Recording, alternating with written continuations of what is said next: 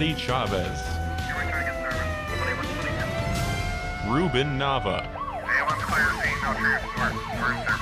and Jesse Romero. Jesus 911. Welcome to Jesus 911 on Virgin Most Powerful Radio. Happy Ascension Thursday to everybody. Jesse, good morning. We are a two-man car. Morning for duty, sir. All right. Jesse, I'm pumped up. It's Ascension Thursday. It's a holy day of obligation in the church, but certain dioceses, they'll move it till Sunday, unless you're going to the Latin rite. But and in that case, they'll celebrate it today. But Ruben, there's something different about the Latin Mass, the Latin rite regarding Ascension Thursday. Can you share one of the traditions that they've held on to? Yeah, Jess, I was going through this week. It's something known as the Rogation Days. I know we've talked about Ember Days in the past. Yep. But this is I'll just read it here from my missal. Rogation Days are taken from the first 3 days before the Ascension Thursday. And let's see, earthquakes and other calamities afflicted the Diocese of Vienna in Dauphine, France in the 5th century. And Saint Marmaritis, who was bishop of that diocese, instituted a penitential procession with public supplications on the Monday, Tuesday, and Wednesday before Ascension Day. In 816, Pope Leo III introduced it into Rome, and soon after, it became a general observance throughout the church. And the Litany of the Saints and the Psalms are prayed, and they're sung during the procession, and on these days after supplication, hence the name Rogation Days, rogare in Latin, rogare, which means to ask, applied to them. So the object of these rogation supplications is to appease the anger of God and avert the scourges of his justice and pray for the harvest. And a similar function is observed on April 25th on the Feast of St. Mark, but this was of Roman origin. It's called the Greater Litanies, in contrast to the Lesser Litanies of the Rogation Days, but in practice, there's really no difference between them. And again, Justice is not something that Vatican II took away, but when the liturgy was changed, they left it up to the local ordinary to decide how he will go about doing these things. And it fell into disuse. Disuse, right? Like you always say, Jess. People take the path of least resistance. If you lower right? the bar, people are going to take the path of least resistance. That's right, because that's just human nature. And so if you say, for example, you don't have to wear veils any longer. Well, people are going to take the path of least resistance and say, you know what? It's just easier not to grab the veil and put it on and look for it in my drawer and stuff. Again, it's just, I don't know about you, Ruben, but I think Christianity, we should always raise the bar, not lower the bar. That's my opinion. Absolutely. And if you get a chance, you should you take a look at the litany. So this is it's a long, lengthy litany of all the saints and beautiful prayers in the Rogation Days. So anyway. Let me just mention something real quick about today, Ascension Thursday, just a little biblical teaching. All right. So where do people go when they died? This is according to Jewish thought, Old Testament. When people died, they went to a place called Sheol. Sheol, that's a Hebrew word. And Sheol, it means the place where the dead congregate. That's what Sheol means. The place where the dead congregate. Sheol also means in Hebrew, underneath the earth. Sheol also means the land of the dead. So that's the Hebrew notion.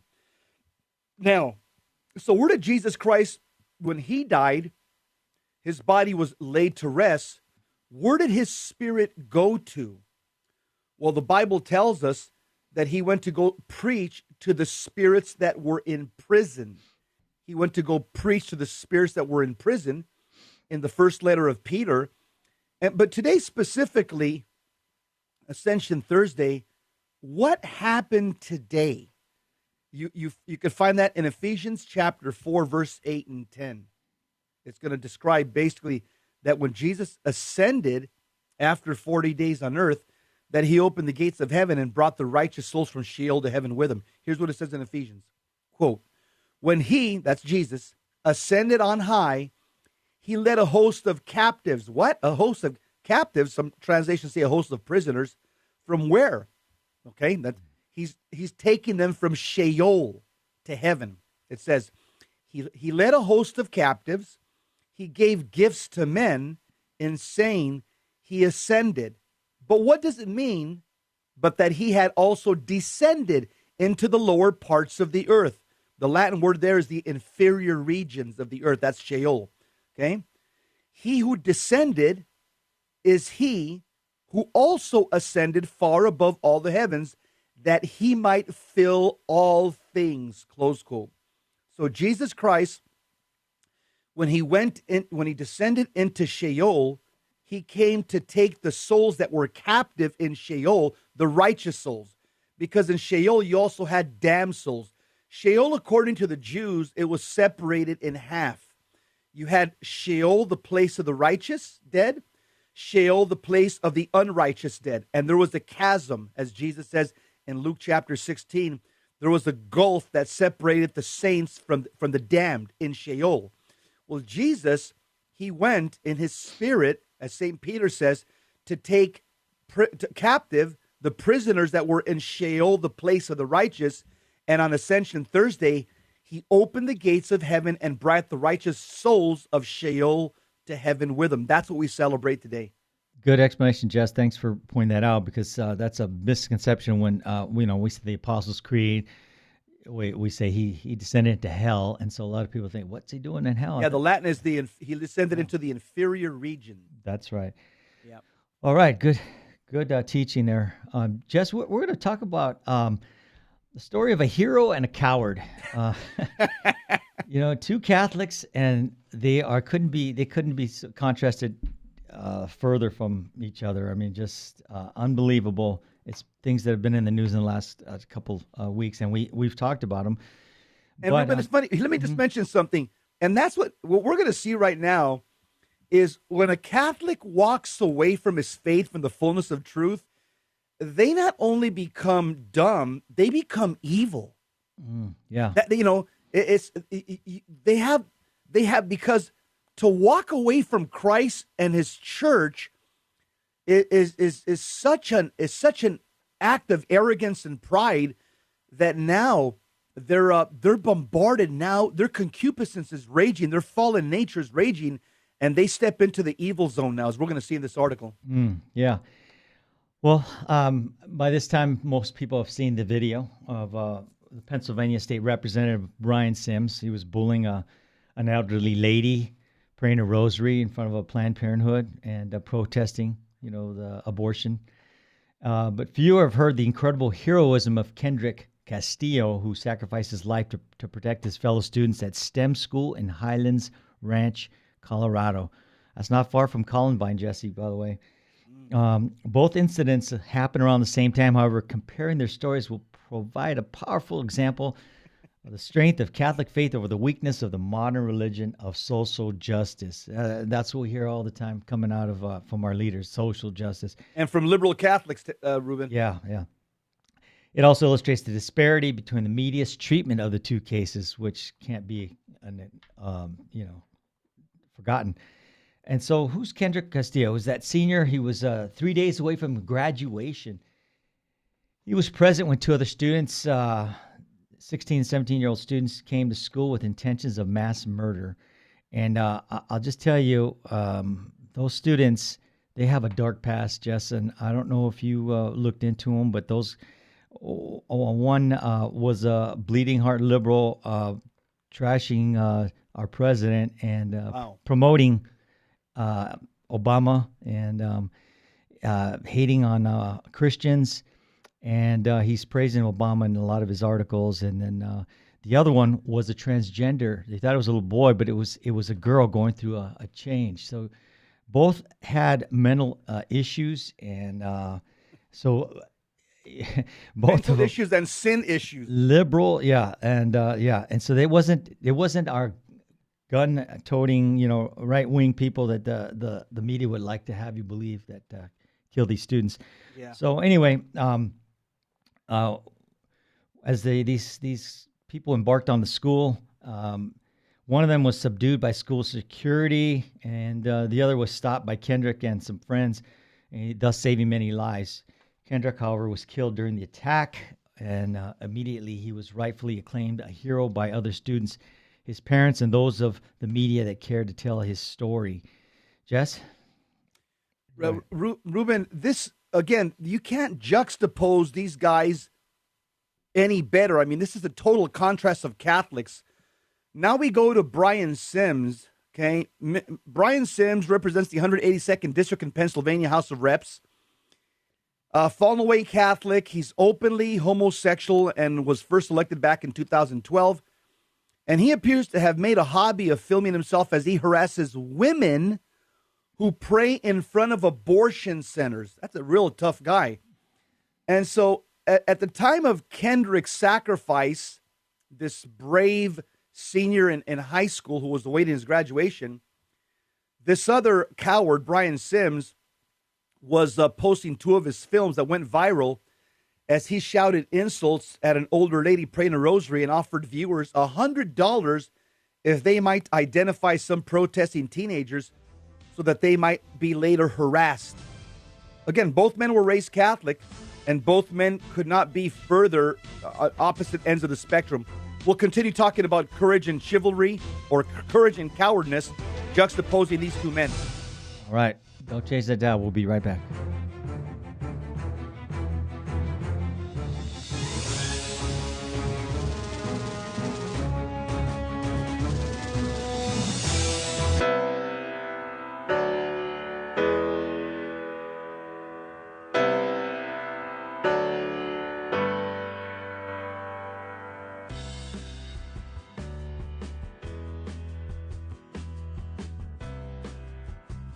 This is Terry Barber inviting you, all the men, to a men's conference June 15th at the Sacred Heart Chapel. This is going to be a day where we're going to talk about true masculinity. You know, there's a problem in the Catholic Church today. We have very few men who love the Catholic faith. And I know a lot of the wives that I'm listening to right now saying, I want my husband to be on fire for the faith. Send him to the men's conference. Your son, send him to the men's conference by going to virginmostpowerfulradio.org or call 877-526-2151. That's June 15th. When your husband comes back from this conference, or your son, they're going to have a different view about their Catholic faith, because they're going to meet 3 men who love Jesus and his bride, the church, and are going to instill in them a love for Christ and his church, the Eucharist, Our Lady. Bring them to virginmostpowerfulradio.org. Sign up there or call 877-526-2151. Full sheen ahead. It is only because of your continued prayers and generous donations that Virgin Most Powerful Radio can broadcast live each weekday. We count on your spiritual and financial support because you understand the urgent need for Catholic programming that shares the gospel with clarity and charity, but without compromise. Please prayerfully consider becoming a monthly donor. You can set it up with the touch of a button on our website, catholicrc.org.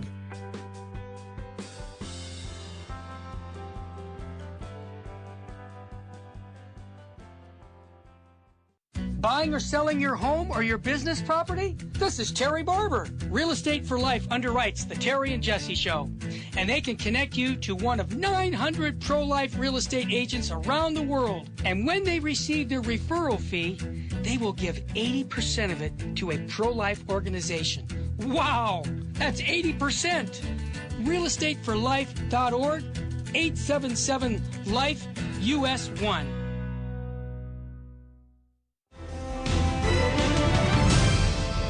Now, back to Jesus 911. If this call is not an emergency, dial 888-526-2151. Jesus 911, 2-man car. Our call sign is John 3:16, giving you some Catholic intel, some Catholic briefing for your day so that you can go out and evangelize the world. And we're talking about a hero and a coward in this article, and you know, it's not the time to be sheepish, Catholics. We got to rise up. And Yeah, Ruben, you got three types of men: wolves, sheep, and sheepdogs. Representative Sims, he's a wolf. He's a bad man. People that are checked out, that don't get involved in their faith, don't get involved in voting properly, they don't care about society, they just want to sit back on on their couch and watch Netflix and scratch their belly and fart. Those guys are sheep, okay? Those guys are sheep. And then this young guy that gave his life, this high school kid, Kendra Castillo, he's a sheepdog. Sheepdog, you know? That's right. That's right. In fact, I wrote about it in a book. It's called Catholics Wake Up. I'm holding it up right now. I wrote about the whole theology of wolves, sheep, and sheepdogs right here. Gave you all the biblical data. But yeah, Ruben, let's continue with the story here. Okay, so LifeSite News, a very good resource. Yep. Yeah, very good. They come out with some great articles.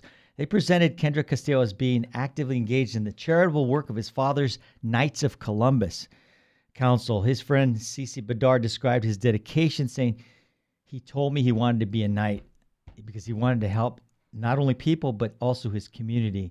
He was plugged in, Jesse. He was active in his faith and doing some charitable work. I know the Knights do some good stuff. Wow. The Denver Archbishop, Samuel Aquila, he said that he wasn't present at the time of the incident, but he described Kendrick as a young man who followed Christ and laid down his life for others. You know, that's what Jesus says, no greater love than he who lays down his life for his friends. And, one of the news reporters came out and said that there was people who told him that Castillo died as a hero. He faced the gunman. He was seeking to save the lives of his companions. And classmates confirmed that Castillo lunged at the gunman who entered her British literary class, giving us all enough time to get underneath the desks, to get ourselves safe, to run across the room to escape. That's what his fellow students were saying about him. So it's no mistake. He wasn't. He didn't just get hit by gunfire. He was actively trying to put down the threat, and by golly, he took a round. And anyway, right, Ruben. There is no greater love than this, according to Jesus. That's right. And most. I mean, let's just be honest. Most people, when they see gunfire, are running away from gunfire. The only people that are trained to run towards gunfire are troops and cops. Okay, they run towards gunfire. But this is a senior in high school. Most people in high school, they hear gunfire, they're going to run the opposite direction, and rightfully so. They're not trained, they're not armed. But this guy, this senior in high school, Kendra Castillo, did what a trained cop or a trained troop would do. He ran towards gunfire, putting himself in harm's way and trying to disarm the gunman. Ruben, this is an act of courage and chivalry on steroids, man. Yeah, his father referred to him as his only child, as the best kid in the world. And, this guy was into robotics, and he was, part of this generation where they built a lot of high-tech stuff. And he even took an internship at this company. They loved him, Jesse. They hired him, as a matter of fact. And he had some great plans to do some great things in college and going forward in life. So it's a great tragedy. But contrast that to this knucklehead Rep Sims, and he's got a distant relationship from the church. He's in his interview on Religion News Service, he described the role of religion in his upbringing. He says, "My parents raised us generically Irish Catholic, Christmas and Easter Catholics. And when he was about 16, he stopped going to church with his family. He says, I don't remember what prompted it, but one Christmas Eve, my parents asked me if I wanted to go. I said, I don't. And they didn't put up much of a fight." Well, his parents have a lot to answer for. A lot to answer for, yeah. He's only 16 at the time. He's living under the roof. So that guy shouldn't have had an option. So, but he appears to be proud of the fact, Jesse, that he's the only elected official in Pennsylvania that didn't have to set foot in a house of worship to get elected. That's bragging about it. Yeah, the attitude is amplified by a statement from his video on USA Today. When he went out and he told the lady praying the rosary, "Shame on you," he said, marveling at the amount of mental gymnastics it must take to think that you have a right to tell a woman what's right for her body and yet support a faith that has molested children across the planet. He said that to her, if we recall the video. The same man showed no moral decency as he followed the woman around. She was quietly praying her rosary and called her disgusting, shameful, and even an old white lady. His cowardice in harassing the teenage girls is also telling. Ruben, that's the height of cowardness. You're following an older lady around as she's praying a rosary and calling her names. That's about as macabre and as dark as you can get. And I'm going to tell you why he does that. He's a practicing homosexual. He's steeped in mortal sin. He's a secular humanist. He's abandoned the Catholic faith. And what happens, he's a classic example of what happens, is that sin makes you spiritually sick. And what does it do? The first thing that sin does, it darkens your intellect. And another way of saying it, it makes you stupid. When you embrace sin, especially mortal sin, unrepentant, unconfessed mortal sin, your intellect becomes darkened and the truths of the Catholic faith become obscure. You can't see them clearly. You have a diminished capacity to understand right and wrong when you're steeped in unconfessed, unrepentant mortal sin, and you walk around in a state of confusion. Your moral compass is broken, and this is a classic example of what happens to a Catholic that walks away from Jesus and the sacraments. And Jesse has that indelible mark on his soul from his baptism. So inside, he has to be miserable because he knows right from wrong from the beginning, but yet he chose to depart from that. So I have to believe that his conscience is bothering him, and then he tries to make himself feel better by poking fun at people and what they're doing, and or in their sin, like he was pointing out the sins of our church, but he doesn't, he doesn't look at himself. He doesn't see the log in his own eye. Ruben, the sins of our church at present moment are the sin that he's participating in. It's the sin of sodomy. That's right. That's the problem right now in the Catholic Church. It isn't pedophilia, child molestation. That's media spin. We've got a homosexual problem in our church and in our society. And this guy's Exhibit A right here, Representative Sims. That's right. And what's found fascinating is the National Public Radio. They were the ones who just recently told their staff to not be able to talk about babies in the womb. Don't say that they're babies, and don't refer to them as humans. And so they got caught up in the whole political abortion issue.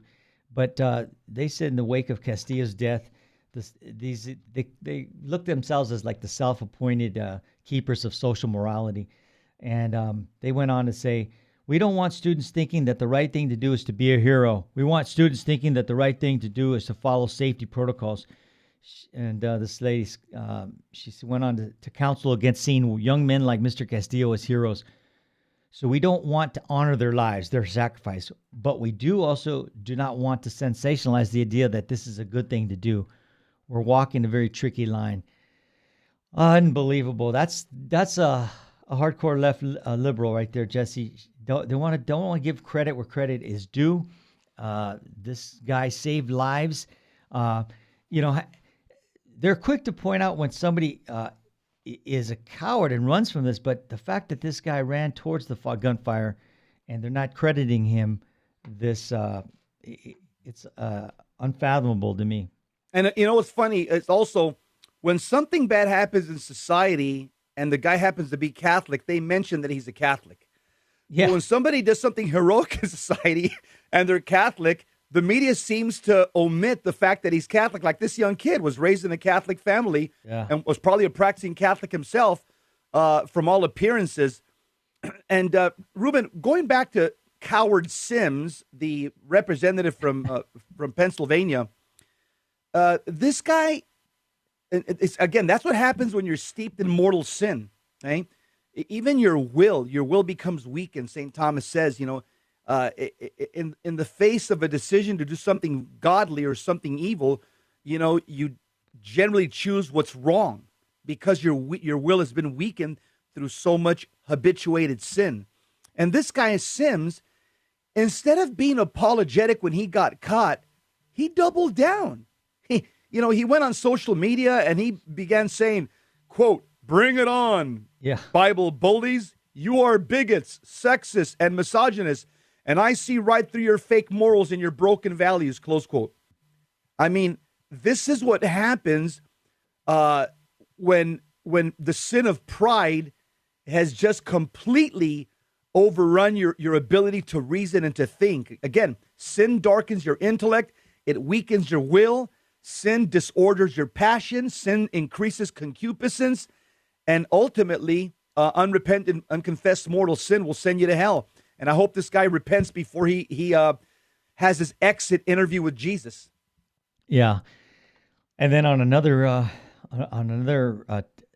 front here, you've got the internet search was done, and NPR did not cover the Sims case on the national level, but a couple local affiliates did. But both outlets attempted to appear objective, but their biases showed through. Both were careful to identify those who objected to Sims' behavior as Republican or conservative. Just like you said, if they're using it as a pejorative in this case. And then one of the stations gave Coward Sims the last word. He said, "The last 5 paragraphs of the story, it concluded with Rep. Sims responding to the online," like what you said, "bring it on, bullies." The diatribe, yeah. Yeah, that whole thing. And, so fake news, right, Jesse? As Trump says, fake news. Absolutely. President Trump is absolutely right when he coined that term. And he's the first president. We've known this for years, Ruben. There's even a study done in your alma mater, UCLA. I have it here in my computer. UCLA did a study, their political science department. They did a study on the media, the 20 major media outlets in the U.S., to see if they were liberal or conservative. Of the 20 major media outlets, all the big channels, CNN, Fox News, ABC, NBC, and the big papers, New York Times, LA Times, Chicago Tribune, the 20 engines of this country that give us information, UCLA study says 18 are decidedly liberal and 2 are conservative. 18 are liberal, 2 are conservative. If that doesn't tell you everything you need to know, I don't know what does. That's the deep state. It's part of the deep state. Okay, well, we're going to finish up the story on the other side of the break, and then we're talking about what's going on in California with SB 360. Change that dial.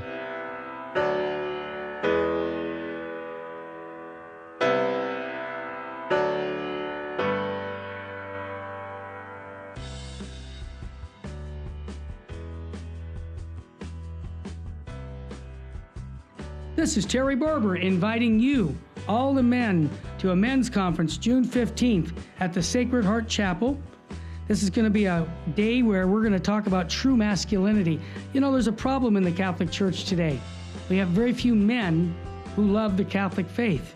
And I know a lot of the wives that I'm listening to right now saying, "I want my husband to be on fire for the faith." Send him to the men's conference. Your son, send him to the men's conference by going to virginmostpowerfulradio.org or call 877-526-2151. That's June 15th. When your husband comes back from this conference, or your son, they're going to have a different view about their Catholic faith, because they're going to meet 3 men who love Jesus and his bride, the church, and are going to instill in them a love for Christ and his church, the Eucharist, Our Lady. Bring them to virginmostpowerfulradio.org. Sign up there or call 877-526-2151. Full sheen ahead. It is only because of your continued prayers and generous donations that Virgin Most Powerful Radio can broadcast live each weekday. We count on your spiritual and financial support because you understand the urgent need for Catholic programming that shares the gospel with clarity and charity, but without compromise. Please prayerfully consider becoming a monthly donor. You can set it up with the touch of a button on our website, catholicrc.org.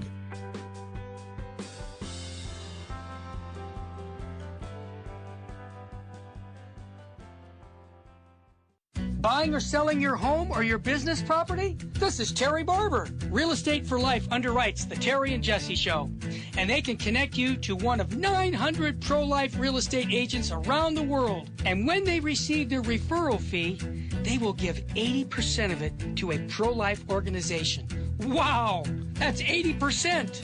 realestateforlife.org, 877-LIFE-US1.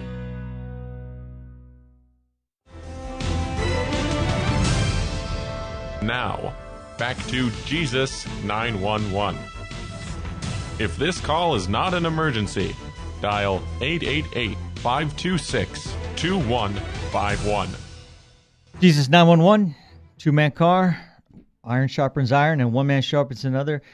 We're going to finish up this story, and we'll move on to another one. But Jess, the last part of this article, it's good. Yeah, it's a good wrap up. The concluding. Go ahead, Jess. It says this: on the surface, the stories of Nicholas Castillo, this is the brave senior in high school that ran at a gunman, and Brian Sims, the cowardly Democrat politician, have little to do with each other. Taken in tandem, they reveal modern attitudes towards virtue. Let's remember, both of these guys are raised Catholic. The chivalric virtues of Nicholas Castillo, this high school senior that ran at a gunman, cause concern lest others follow his self-sacrificing and noble example. The cowardly Brian Sims, social justice warriors, harassments cause no concern, but are treated as examples of defending women's rights. The two men represent two worldviews that are engaged in the nation's culture war. In this case, the pro-abortion side brutally revealed itself through Brian Sims, while those that admire self-sacrifice and virtue can praise the heroic actions of the high school senior Kendrick Castillo. Wow, what a summation! That's a perfect concluding remark from this writer here, from this reporter. You couldn't juxtapose two people. Nicholas Castillo, I'm sure he comes from a pro-life family, practicing Catholic family, because only a pro-life ethic would even give you that type of wherewithal, that type of courage to charge a guy with a gun when you're unarmed to try to. Because if you're pro-life, you're going to say, you know what? I got to save lives. It's all about saving lives, and I'm going to put my life in harm's way because I'm bigger, I'm stronger, I have a chance. These 11th, 10th graders don't have a chance against this guy. I have a chance. He has a pro-life ethic, where this other guy, Sims, this is classic pro-abortion ethic. They talk smack. They're angry. They promote violence and harassment. And this is the classic example of the divide in our country right now, Ruben. Yeah, that's right. That's right, Jesse. And this guy may have died, a martyr's death. He's practicing his faith and saving lives of other people. And then these coward, also these students are cowards for going at fellow students with weaponry, and it's shameful too. On the other hand, with Sims, the guy just needs to get a life. He needs a lot of prayer, but this is what's going on in our world. That spiritual warfare that you and Eddie always talk about. This is exactly what's going on. They're in some dark places. These liberal politicians. Exactly. Again, sin, it dulls your intellect and it makes you stupid. You lose wisdom. Whereas grace, it elevates the soul. Grace elevates the intellect and the will towards God. In other words, grace gives you wisdom. And it also gives you all the other gifts of the Holy Spirit, one of them being courage or fortitude. And we saw this in spades in this young man, Ruben. That's right. Hey, Jess, you ready to go on to this other article? Yeah, let's move on. Let's move over to California. Yeah, what's going on in California, Ruben? Archbishop Gomez is weighing in against the politicians. That's good to see. So a bill was submitted, a Senate Bill 360. I wonder if that's done on purpose. 360, about face, right? Interesting. I didn't catch. Yeah, I just thought. You're right. Yeah. I like that. So their goal is to try to nail the Catholic prelates that have doing some bad things to young people. And but the way they go about it is completely wrong. And the Catholic people, we petitioned to our senators, our state representatives, and so they amended this bill. But Archbishop Gomez's statement on the amendments to California, the confession bill, and it's not called the confession bill, but that's what they're, it's in quotes, the confession bill. So, the senators heard the voice of the Catholic people, he says, who understand that confession is a sacred space, an intimate dialogue between the believer and the living God. And we know that government, for whatever reason, should violate the privacy, that no government should violate the privacy and confidentiality of that sacred conversation. He says, and while I appreciate that the committee accepted several of the church's recommendations to strengthen mandated reporting requirements for clergy. This is Archbishop Gomez, right? Yes, right. Okay. So they amended SB 360. It still denies the sanctity of confession to every priest in the state and to thousands of Catholics who work with priests in parishes and other church agencies and ministries. So we have to keep telling, no, our state senators to vote no on SB 360. I looked up the bill, and there's a lot of red lines through the parts they redacted, but they're making the clergy mandatory reporters, which I don't have a problem with that. But and they go through the whole litany of all the mandated reporters, like teachers and cops and firemen and social workers, and so on and so on. So to add the priests to them, I don't see a problem with that. But the way they want to go about implementing it is the issue. So, Ruben, here's my take. Here are the facts, okay? Because we're a fact-based show. Three retired cops. That's what we call our show, Jesus 911. The facts is that in 2002, when the Dallas Commission and when the U.S. bishops with the Dallas in the Dallas Charter, they instituted this protocol on helping, on reporting sexual predators in the church. As of 2002, when you look every year at the accusations of priests involved in child molestation, it's about 5 to 7 credible accusations a year. So what am I saying? There's over 47,000 Catholic priests in the U.S. You got 5 to 7 credible child molestation accusations a year. I'll tell you right now, you can put right now the Catholic priesthood in terms of child molestation, pit them against anybody else in society, coaches, teachers, counselors, anybody who's involved with kids right now. Ever since that was implemented back in 2002, the Catholic Church has the best record in the last 10 years in terms of cleaning up the child molestation scourge within its ranks. It is minuscule.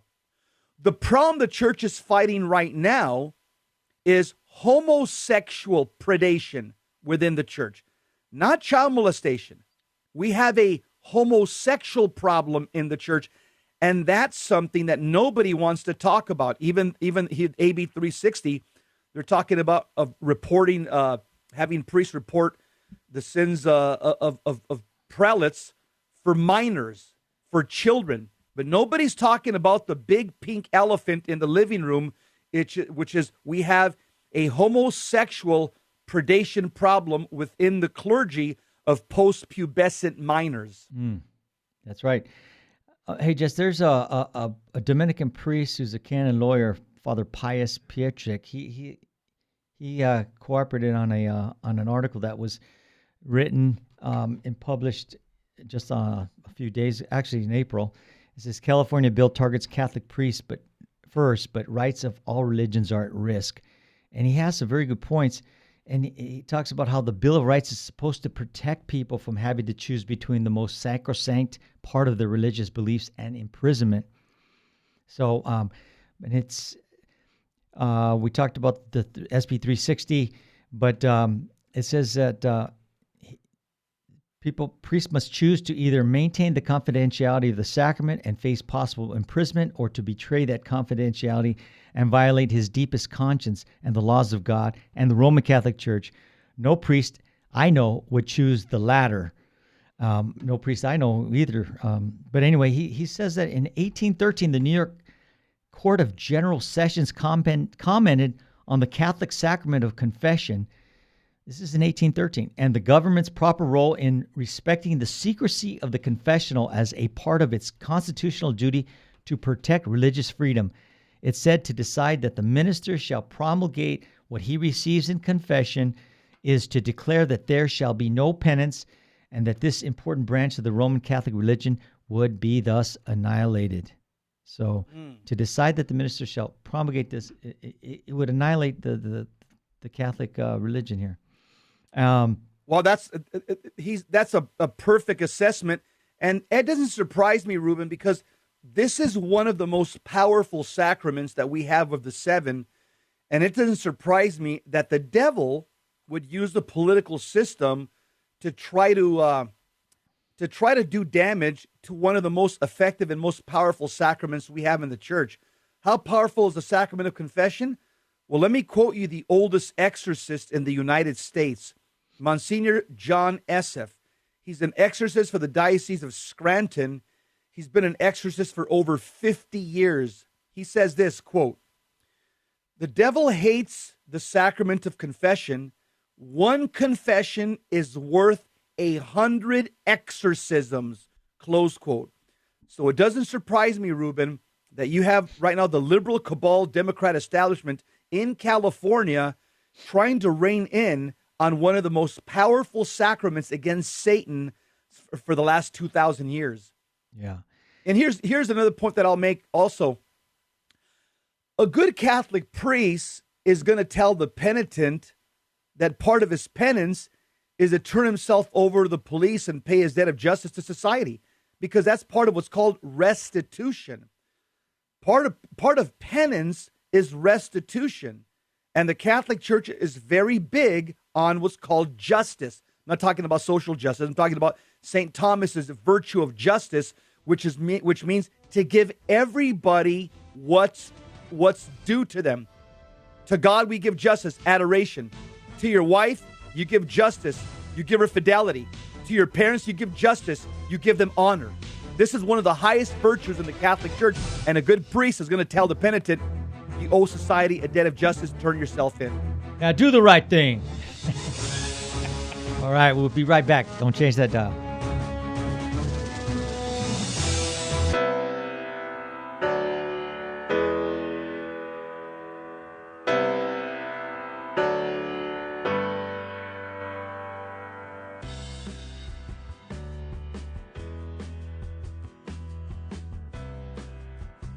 This is Terry Barber inviting you, all the men, to a men's conference June 15th at the Sacred Heart Chapel. This is going to be a day where we're going to talk about true masculinity. You know, there's a problem in the Catholic Church today. We have very few men who love the Catholic faith. And I know a lot of the wives that I'm listening to right now saying, I want my husband to be on fire for the faith. Send him to the men's conference. Your son, send him to the men's conference by going to virginmostpowerfulradio.org or call 877-526-2151. That's June 15th. When your husband comes back from this conference, or your son, they're going to have a different view about their Catholic faith, because they're going to meet three men who love Jesus and his bride, the church, and are going to instill in them a love for Christ and his church, the Eucharist, Our Lady. Bring them to virginmostpowerfulradio.org. Sign up there or call 877-526-2151. Full sheen ahead. It is only because of your continued prayers and generous donations that Virgin Most Powerful Radio can broadcast live each weekday. We count on your spiritual and financial support because you understand the urgent need for Catholic programming that shares the gospel with clarity and charity, but without compromise. Please prayerfully consider becoming a monthly donor. You can set it up with the touch of a button on our website, catholicrc.org.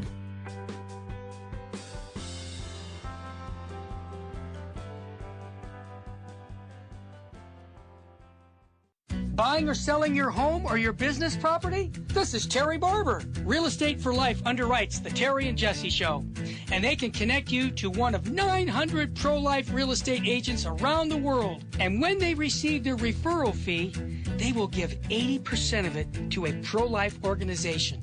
Wow, that's 80%. realestateforlife.org, 877-LIFE, US 1.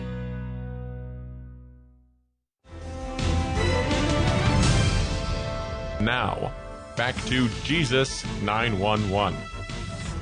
If this call is not an emergency, dial 888-526-2151. Jesus 911, two-man car. Jesse's in the driver's seat. I'm sitting shotgun. We are 10-8, and we're talking about this California bill that targets Catholic priests first. And, it puts all religions at risk. And, Jess, confession is such a sacred thing that, we can't do it on our own. We need the grace of Christ to bring us back to forgiveness, and that's offered in sacrament of penance or confession. That's right. And so although and Ruben, and the grace we receive is called sanctifying grace. If you want to know how powerful that is, the fathers of the church say that when God created Adam and Eve, when God created Adam and he breathed into him a life-giving soul, the church says that the fathers of the church say that was sanctifying grace that Adam received, the first man. That's how it's the life of God in his soul. That's what we receive in confession, the life of God in our soul, so that we can walk in obedience now. Yeah. And Ruben, again, it's the Catechism talks about the way the devil tries to run society using politics. It's in paragraph 407. The devil has a certain domination. And let me tell you something. The devil is using the Democrat Party very powerfully in my lifetime, Ruben, with so many unjust laws that go against Christianity, specifically Catholic teaching. But here's something that I think you'll enjoy, Ruben, because I know Ruben is my Latin Mass only brother. And I love him for it because he's been holding down the fort for 25 years. And I'll tell you one thing, his art, I can't even argue with Ruben anymore. I said, yeah, Ruben, you're right. Yeah, Ruben, you're right. I mean, I've just red pilled the last couple of years, okay? But here's a point that I'll make, giving my brother Ruben credit where credit's due. A Catholic priest can bypass this law in California if it passes, if we scrap the reconciliation rooms that came after Vatican II, where you're face to face with a priest, okay? And we go back to the traditional confessionals where the priest can't see you. Why? Because that way, if the law passes in California, well, the priest doesn't have to report you because he doesn't know your identity. Mm-hmm. But if he sees you face to face and you say, Father, I've been molesting a couple of third graders at the kindergarten that I teach at.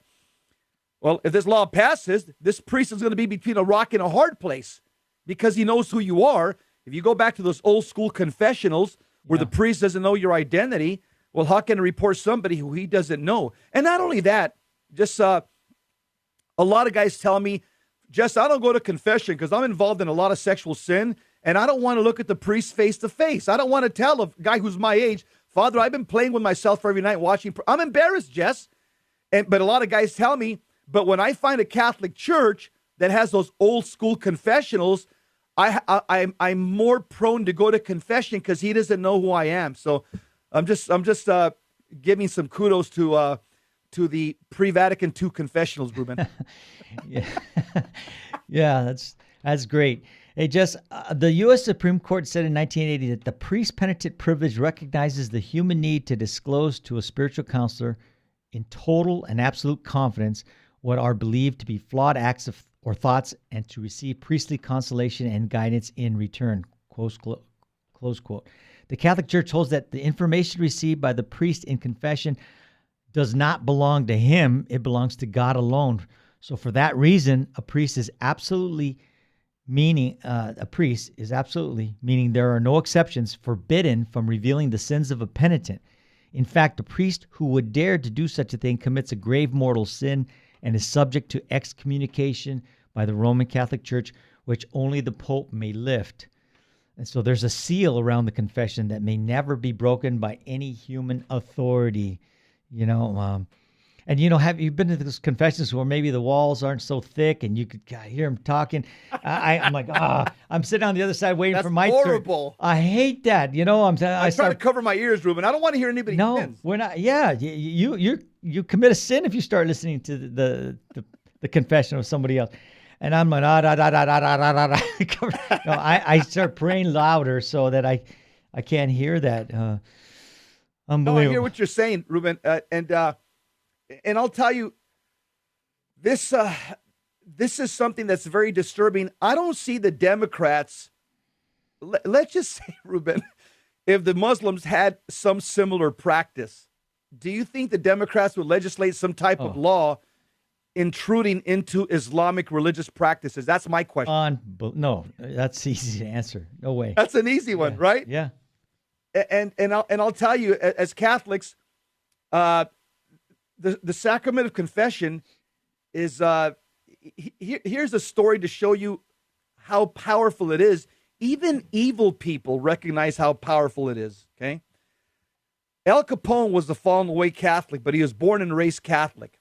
Okay? He lived out there in the Diocese of Chicago, Illinois, back in the 30s and 40s. Well, during the era of Al Capone, the Italian mafia called La Cosa Nostra, they would kill their enemies in one of two ways. If Al Capone liked you, he would allow you to go to confession before he killed you. Okay, but if he didn't like you, Al Capone would hire a hooker, pick you up in a limousine, take you to a nice hotel, have the hooker seduce you, and right before they would kill you, because the hooker would go to the person would go to the room with the hooker, the mafia would wait a couple of minutes, and the mafia would then kick down the door and catch you in the act of either adultery or fornication, and the hitman, Al Capone's hitman, would say to you, as he pointed a gun to your head, he'd say, "You die in mortal sin." Wow. Then he would execute you at point blank range. Ooh. I heard this story from a 95-year-old Catholic priest in Chicago, Illinois. He goes, I was 25 years old when Al Capone would pick me up. He would honk. All the priests knew. He would honk in front of the rectory and okay, Al Capone's hitmen want us to hear somebody's confession. We would jump in the limousine. We'd take our breviary. We'd put our stole on. And we'd be in the back seat with the guy that's about to get executed. But we know Al Capone liked this guy. We'd hear his confession. Then they would drop us off back at the rectory before Al Capone would execute him. But if he didn't like you, Ruben, this priest told me, he would set you up in sexual sin to make sure you died in mortal sin, and he would execute you. Al Capone knew the gravity of mortal sin, and he knew the power of the sacrament of confession. Wow. Drop the mic. Yeah, that is incredible. I've never heard that story, Jesse. That's great. I mean, it makes for a good movie, I think, huh? Yeah. Oh my goodness. Well, it makes you appreciate what we have. Yeah. Somebody as evil as Capone understands the power of that sacrament in some demented way. Yeah, that's true. Hey, so this our Catholic identity, this confession is part of our whole Catholic identity, and is a core part of the practice and belief of Catholics. And so for that reason, the courts and the legislatures in the United States have almost universally upheld a priest penitent privilege akin to the attorney-client privilege. So it can't be broken, and so it's important that we keep this seal of confession. We can't, you can't be having the priest try to choose what he's going to do. Like I already told you, he's in mortal sin if he breaks the seal of confession. And I don't think any priest is going to do that. And just like doing police work, when I used to do photo lineups, I said, okay, can you see the person that shot you in this picture? And they look at the pictures, they have all pictures that reasonably represent each other, or they look closely similar to each other. And either he can identify or he can't. And like what you were saying earlier, if the priest can't ID you, then there's there's no case, right? There's no case. They can't bring it to court. Yeah. And I don't Ruben, see it's here's another unenforceable. There's no way it could be enforceable. And here's what also bugs me, because there's three people in society that have had that client. You got the doctor-patient privilege. Yeah, attorney-client. You got the attorney-client privilege, and then you've always had the priest-penitent, or with clergy-penitent privilege. Right. The Democrats have no problem violating something that's been part of this country's tradition, where they've respected that since the beginning of this country for 247 years. We're not talking about, the Democrats aren't talking about making doctors or lawyers, twisting their arm and making sure that they violate their privileged conversations. They're only going after Catholic priests, which once again, it just demonstrates to me the anti-Catholic bigotry found in the Democrat Party. And as Catholics, come 2020 elections, I hope practicing Catholics vote like Catholics, and we vote these people out of office. Yeah. These people that are systematically going after the Catholic Church's priest penitent privilege, and these people that are promoting abortion, infanticide, homosexual marriage, euthanasia. The list goes on and on, Ruben. This is the party of death, and they're trying to bring death and destruction into our Catholic Church as well. Yeah. Hey, Jess, there's every reason. I mean, the idea that they want to the mandatory reporting statutes, that's good. But what happens in this case, there's every reason to believe that the elimination of this privilege, it's going to mean that the perpetrators would simply just not go to confession. So they're not going to be laying bare their soul, and hence they're going to be dying in mortal sin. Like if most of them go anyhow. Yeah. The lines are short. Lines are short. You got the same 5 ladies from the Legion of Mary and the 2 same old guys from the Knights of Columbus every Saturday. Yeah, Jess, going back to the priest penitent privilege, did you know that there was a deputy at Men's Central Jail when O.J. Simpson, after he whacked all those people, after he was sitting there, and his friend Rosie Greer, who was an ordained minister, came in to speak to him in the little lockup that they had, and a deputy overheard O.J. admitting to Rosie Greer that he had killed his wife and her boyfriend. Yeah. So, but that during the trial, that was suppressed because Rosie Greer was his minister, and so that was never allowed to get into the trial. Interesting. Mm-hmm. So, you've been listening to Jesus 911. It was I think it was a good topic today. Very good topics today. And stay tuned for Hands-On Apologetics with Gary Mashuda. And Jesse and Eddie will be back tomorrow. And also, next week we have coming up a very good guest that you're not going to want to miss on Thursday. And we'll put it out on Facebook. I'm going to have our engineer put it out. You'll see it. You'll hear about him. We'll talk to you tomorrow.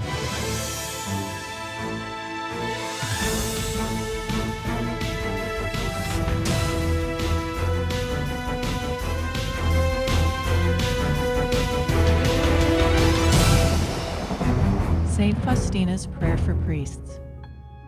O my Jesus, I beg thee on behalf of the whole Church, grant it love and the light of thy Spirit, and give power to the words of priests, so that hardened hearts might be brought to repentance and return to thee, O Lord. Lord, give us holy priests. Thou thyself maintain them in holiness. O divine and great High Priest, may the power of thy mercy accompany them everywhere, and protect them from the devil's traps and snares, which are continually being set for the souls of priests. May the power of thy mercy, O Lord, shatter and bring to naught all that might tarnish the sanctity of priests. For thou canst do all things. Amen. Virgin most powerful, pray for us.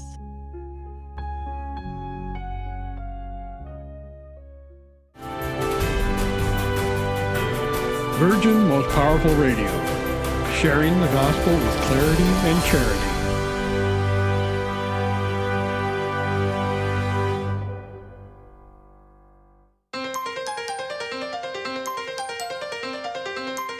And now, Virgin Most Powerful Radio is pleased to present Hands-On Apologetics with renowned Catholic author and apologist, Gary Michuta.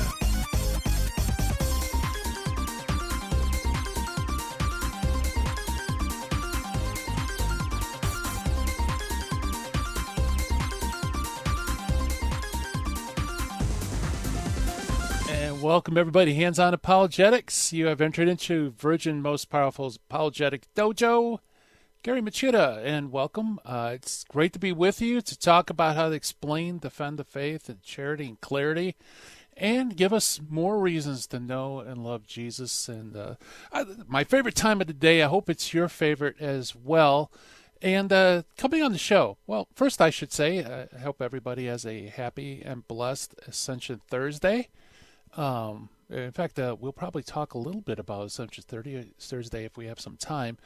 But instead, we're going to continue our series that we've been doing here on books that every Catholic apologist, every defender of faith ought to have on their bookshelves. And to help us work through some of the classics that I think needs to be kept alive, you know, that it's just great stuff in print. We're going to have Master Apologist Karl Keating, the guy who started the modern Catholic apologetics movement here in the United States. He's going to be joining us after the break, and we're going to talk about a particular historian that I think everybody should know. And like I said, if you defend the faith, he's a great resource to have. I'm not going to tell you who it is. I will tell you after the break. So there's your cliffhanger, folks. Keep you listening. So we're going to have lots of fun when Karl comes into the dojo today. Also, we're going to sharpen our critical thinking skills, and the Finding the Fallacy of today is the non sequitur fallacy. And we also meet one of the early church fathers, and today's early church father is a famous one, St. Gregory of Nyssa. So lots in store for you today and this wonderful Thursday, and I know that for me, it's going to be a lot of fun, and God willing, it would be fun for you as well. And you are a part of the program. So please, if you want to give Karl Keating a question or a comment or share something with him, give us a call at the other side of the break at 888-526-2151. That's 888-526-2151. Or you can always email your questions at handsonapologetics.com. Boy, I'm stumbling over my words. That's questions at handsonapologetics, all one word, .com. Love to hear from you. We've had some great emails over the past. In fact, some of them actually made it on the show. Not everyone, but we definitely have certain ones that I think are very insightful. And so please keep it coming. Love to hear from you. And it's time for our shout-outs. Welcome, everybody, watching live stream on Facebook and YouTube. Hello. We have a sad face from the Byzantine Catholic for Life. Well, I'm sorry. Yeah. Well, we're going through the early church fathers. You know, we got to do this in order. Got to have them all in. And thank you, Beth, for the explosion of emojis. And by the way, if you're wondering what I'm talking about, you can watch the program. In fact, all the programs here on Virgin Most Powerful Radio live on Facebook and YouTube. And also, you can listen to us on iHeartRadio and all sorts of wonderful things. So, good stuff all around. Hey, Jose. Hey, Ricky. Good to see you. And it's good for you to come and chat with us, listening over the radio. So, without further ado, why don't we jump into the Finding the Fallacy for today? Finding the Fallacy is the non sequitur. Of course, that's Latin for does not follow. The does not follow fallacy. Now, I bet you can guess from that name exactly what this fallacy entails, and you guessed it correctly. It does not. It's when someone argues a point where the conclusion doesn't follow from the premises, and that is the non sequitur fallacy. You'll get all sorts of non sequiturs, including maybe some that I will give on this program occasionally. It's when you follow the premises, you have to say, okay, does this prove that the conclusion must be true? For example, someone could say, there are lots of bad Catholics, therefore Jesus didn't establish the church. That's a great non sequitur. Why? Because, well, does the presence of bad Catholics prove that Jesus did or did not establish the Catholic Church? Well, no, the two are disconnected. One does not follow from the other. And you could have all sorts of non sequiturs. In fact, this is probably one of the most common fallacies out there. And it's simply due, I think, to inattention, that people don't really carefully look at how they argue things. And so they just they propose arguments that are sort of like the conclusion, but it doesn't necessarily follow that the conclusion follows. So that is our finding of the fallacy for today, the non sequitur. And let's go to the Meet the Early Church Father segment, shall we? And the Early Church Father today is St. Gregory of Nyssa, who is one of the three great Cappadocian fathers. So keep that in mind. If you're new to this whole idea of early church writings, the Cappadocian fathers, there are three, and which is Basil the Great, Gregory of Nazianzus, and Gregory of Nyssa. So whenever somebody mentions the Cappadocian fathers, chances are it'll be those three. Okay, just FYI. Well, today's early church father, St. Gregory of Nyssa, is one of those three greats, if you will. Gregory of Nyssa is the younger brother of Basil of Caesarea. He was born in the year 335, and he's the third of the three Cappadocians. Unlike Basil, though, he was not a very good administrator or leader. And unlike Gregory of Nazianzus, the other two early church fathers, Cappadocian fathers, he was not a particularly attractive preacher. So why is St. Gregory of Nyssa included among these three greats? Well, because he had extraordinary gift as a mystic, a theologian, and a writer. In fact, his sheer versatility in his writing far surpasses the other two. So I guess you could say that he would be kind of the theologian of the three, where Basil would be the administrator leader, and Gregory of Nazianzus would be the preacher. Gregory was educated, for the most part, by his older brother Basil. After having advanced in the church as far as lector, he decided on a worldly career as a teacher of rhetoric, and he was married. The other Gregory convinced him to retire to Basil's monastery, and in the autumn of 371, Basil, trying to consolidate his ecclesiastical authority as metropolitan, consecrated Gregory as bishop of Nyssa, just as he was sending the other Gregory to Sasima. Now, Gregory of Nyssa, like Gregory of Nazianzus, was consecrated rather much against their preferences, if not literally against their will.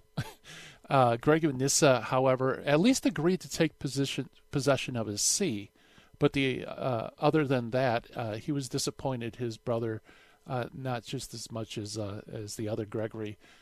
Basil criticized him, blamed him rather constantly for his lack of firmness, his political, ecclesiastical unfitness, and his poor fiscal administration. So, he didn't want the job, and he wasn't very well suited at the job.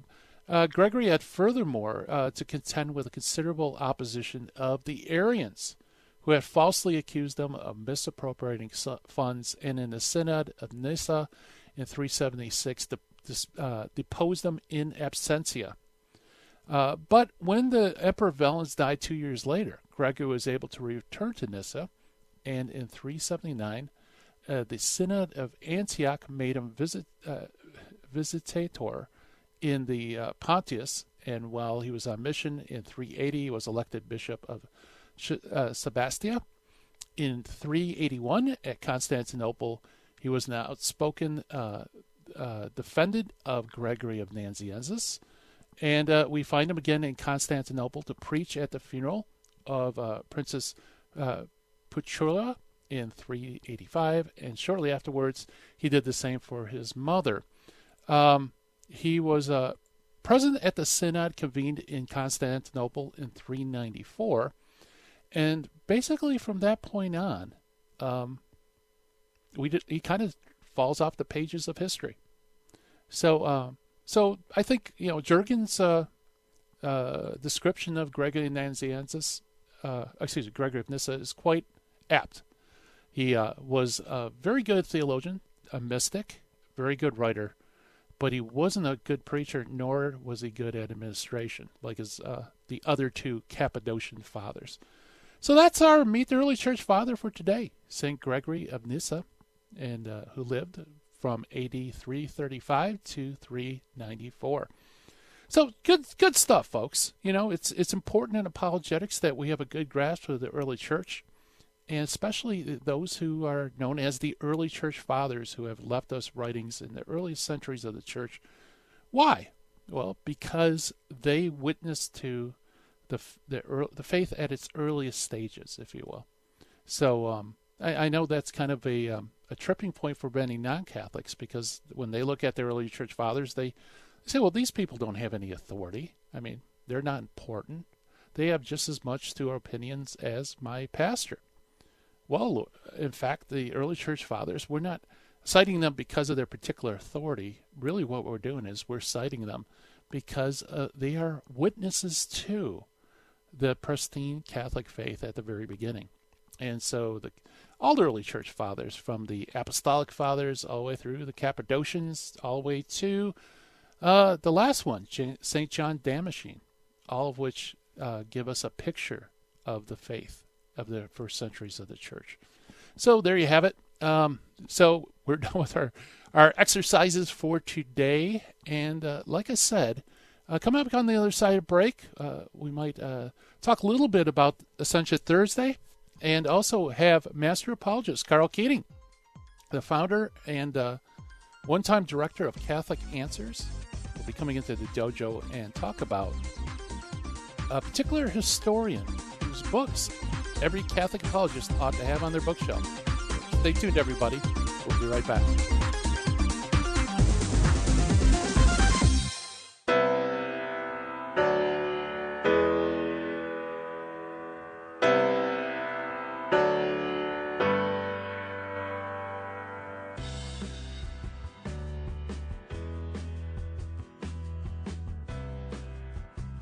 This is Terry Barber inviting you, all the men, to a men's conference June 15th at the Sacred Heart Chapel. This is going to be a day where we're going to talk about true masculinity. You know, there's a problem in the Catholic Church today. We have very few men who love the Catholic faith. And I know a lot of the wives that I'm listening to right now saying, I want my husband to be on fire for the faith. Send him to the men's conference. Your son, send him to the men's conference by going to virginmostpowerfulradio.org or call 877-526-2151. That's June 15th. When your husband comes back from this conference, or your son, they're going to have a different view about their Catholic faith, because they're going to meet three men who love Jesus and his bride, the church, and are going to instill in them a love for Christ and his church, the Eucharist, Our Lady. Bring them to virginmostpowerfulradio.org. Sign up there or call 877-526-2151. Full sheen ahead. It is only because of your continued prayers and generous donations that Virgin Most Powerful Radio can broadcast live each weekday. We count on your spiritual and financial support because you understand the urgent need for Catholic programming that shares the gospel with clarity and charity, but without compromise. Please prayerfully consider becoming a monthly donor. You can set it up with the touch of a button on our website, catholicrc.org.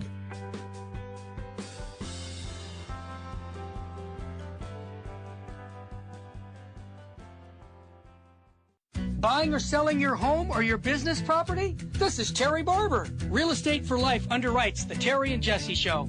And they can connect you to one of 900 pro-life real estate agents around the world. And when they receive their referral fee, they will give 80% of it to a pro-life organization. Wow! That's 80%! realestateforlife.org, 877-LIFE-US1. Now, back to Hands-on Apologetics with Gary Machuda. If you'd like to join the conversation, call 888-526-2151. Here's Gary. And welcome back, everybody. Hands-on Apologetics. Well, which books should us Catholics who are on fire for the faith. We want to defend the faith. What books should we have on our bookshelves? Well, to help us know some of the classics that unfortunately have kind of fallen by the wayside, and that nevertheless are gold in terms of information about the faith. We have Master Apologist Karl Keating coming into the dojo. Karl was a prime mover for me to get into apologetics, and I believe history will put him down as the beginning of the modern Catholic apologetics movement in the United States. He's the founder of Catholic Answers, and now he's full-time author. He's written somewhere around perhaps even more than 16 books. The most important one that for me was Catholicism and Fundamentalism, but he's written some outstanding works such as Debating Catholicism series, Book for Life, No Apologies. And by the way, if you go on the Virgin Most Powerful Radio website, you can see some interviews that we've done with Karl on some of his books. Karl also is an incredibly talented writer, not only writing on religious topics, but also on literature, outdoors, on self-publishing, and even fiction. So, Karl Keating, welcome to Hands-On Apologetics. Gary, it's great to be back with you, and we have a chance today to talk again about a particularly favorite author of ours, a different one from before, but this is somebody that both you and I have read a lot about and admired for a long time. Yes, and that is none other than Hilaire Belloc. I was kind of using that as a cliffhanger earlier in this show. So that's, yes, history is so important for apologetics because there's so much mythological, no popery history out there. And so we need really great resources in this area. So who exactly is Hilaire Belloc? Well, Belloc, to many people, is best known as a great friend of G.K. Chesterton. They were more or less contemporaries. Belloc was born in 1870, died in 1953. So he was born before and died after Chesterton. He was the author of about 100 books. And he was one of those writers who almost literally had to write to eat. My great friend, Dr. Samuel Johnson from the 18th century, was in a similar position. He literally had to write to eat. And so Belloc wrote on a wide swath of topics, most of them religiously oriented, but he was historian of an amateur sort, armchair historian, but more than that, he'd go out and actually, for example, tramp through the battlefields of history to get a better sense of what really happened so he could explain better to his public. He was a journalist. He wrote for various publications in London and elsewhere. He was a great walker and a sailor. And I didn't know that. The walking is what we're going to be getting to today in this book. And for me, Gary, this is particularly apt because I have just a few days ago come back from more than 2 weeks' walk on a pilgrimage route in Italy, the Camino di San Benedetto. And I might have covered ground that was not the same ground that Belloc did, but in parallel, at least in part.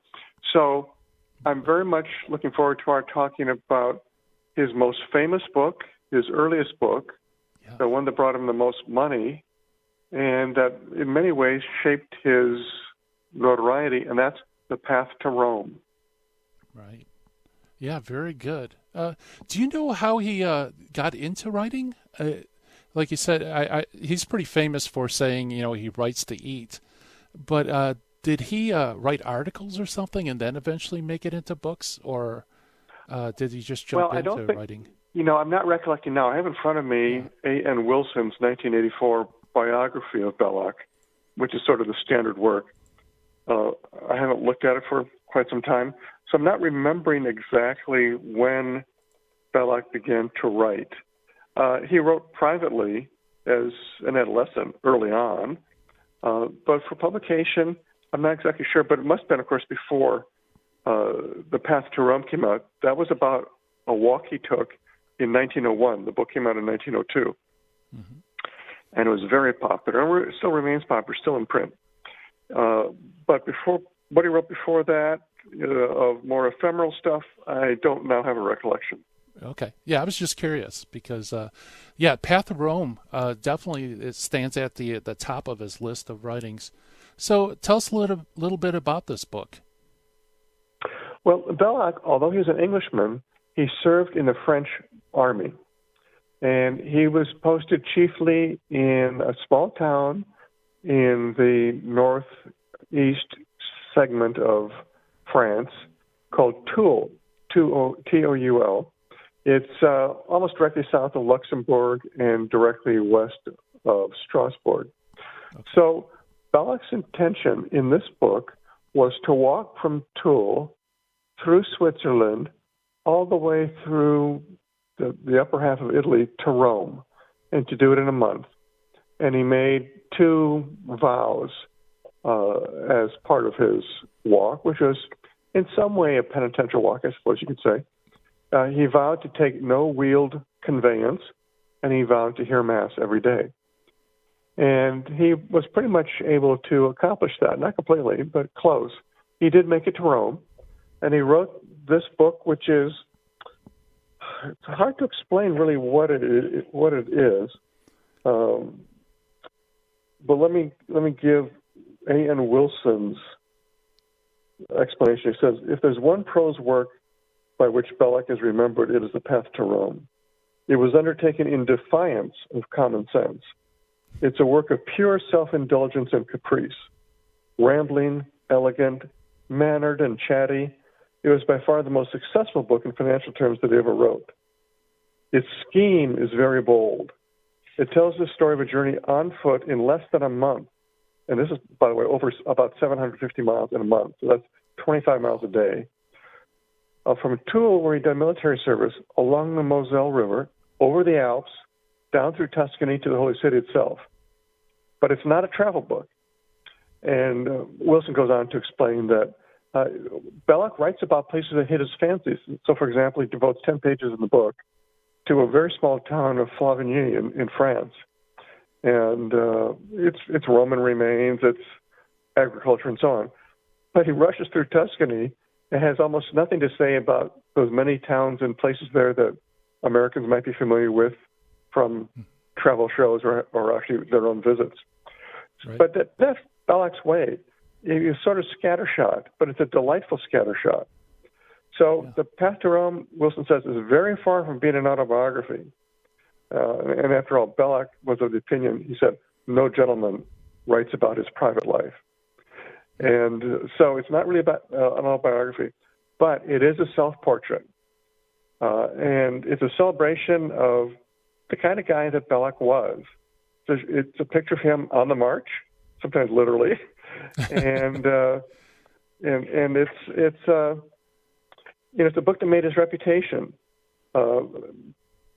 Wilson goes on to say, it presented a full square caricature of its author to the world, an opinionated super tramp, happy so long as there's Mass at the beginning of the day and wine and good Catholic cheer at the end of it. But the character does not, in Belloc's case, distort the truth, because this is really what he was. So in Belloc's case, the caricature was actually the man, too. So this wild Catholic vagabond who's walking 750 miles in a month, that's the guy. That's how he was. And that's pretty much how he was throughout the remainder of his long life. So it's kind of a story. It's kind of a diary. It's kind of a travel log. It's got all sorts of different features together. Yeah, one of the curious things is that he often has the reader engage in dialogue with himself. So he'll have a point where he'll interject what the reader, whoever the reader might be, is in conversation with him. So he's got lector and auctor. So he's the lector is the reader, and so for example, at one point he has lector saying, "Pray dwell less on your religion," and then Belloc interrupts him as the auctor. He said, "Pray take books as you find them and treat travel as travel." So he's sort of anticipating what an average reader, or maybe not so average reader, might be thinking as the reader's going through the book. And so he actually interjects the reader's comments and then answers them. as a kind of aside. He does that all through the book.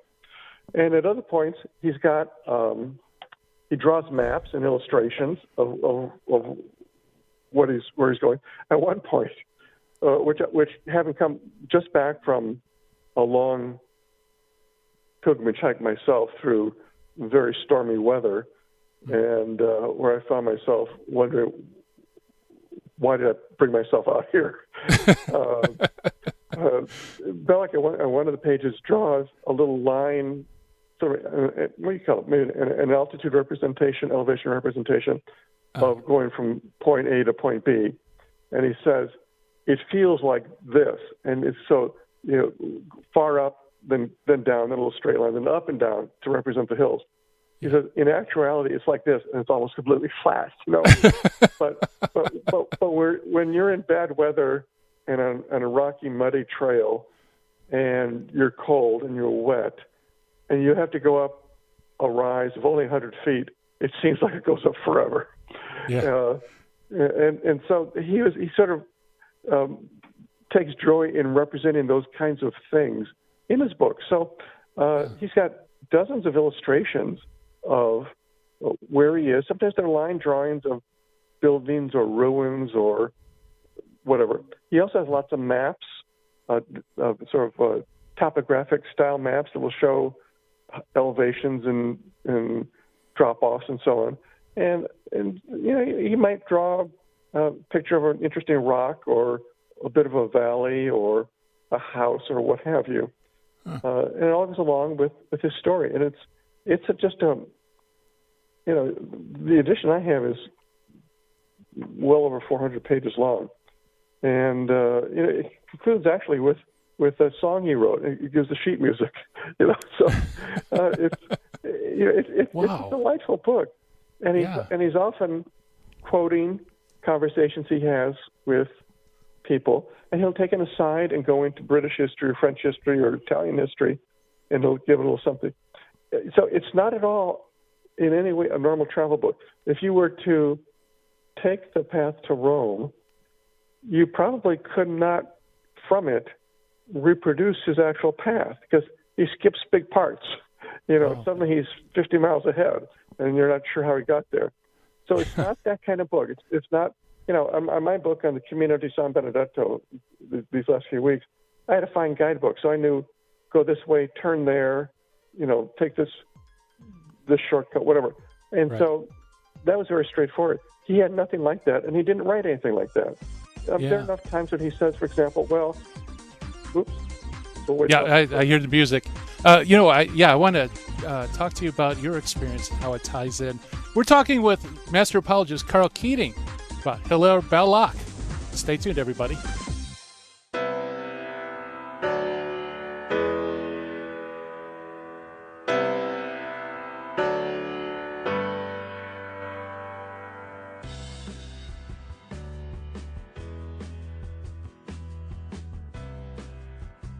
This is Terry Barber inviting you, all the men, to a men's conference June 15th at the Sacred Heart Chapel.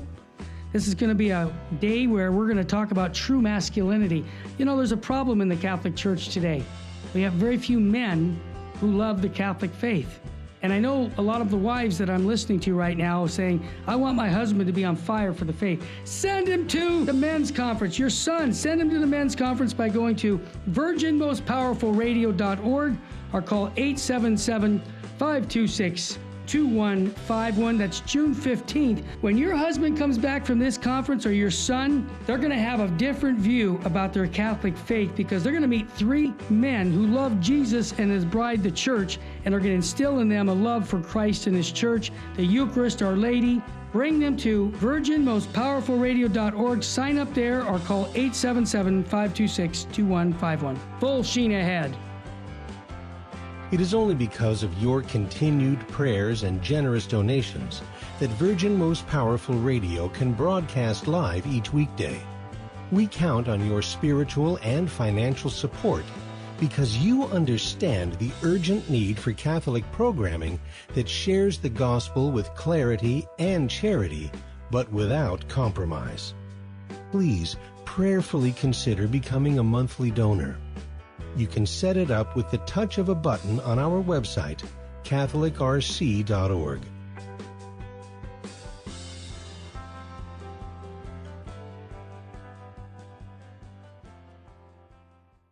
Buying or selling your home or your business property? This is Terry Barber. Real Estate for Life underwrites the Terry and Jesse Show, and they can connect you to one of 900 pro-life real estate agents around the world. And when they receive their referral fee, they will give 80% of it to a pro-life organization.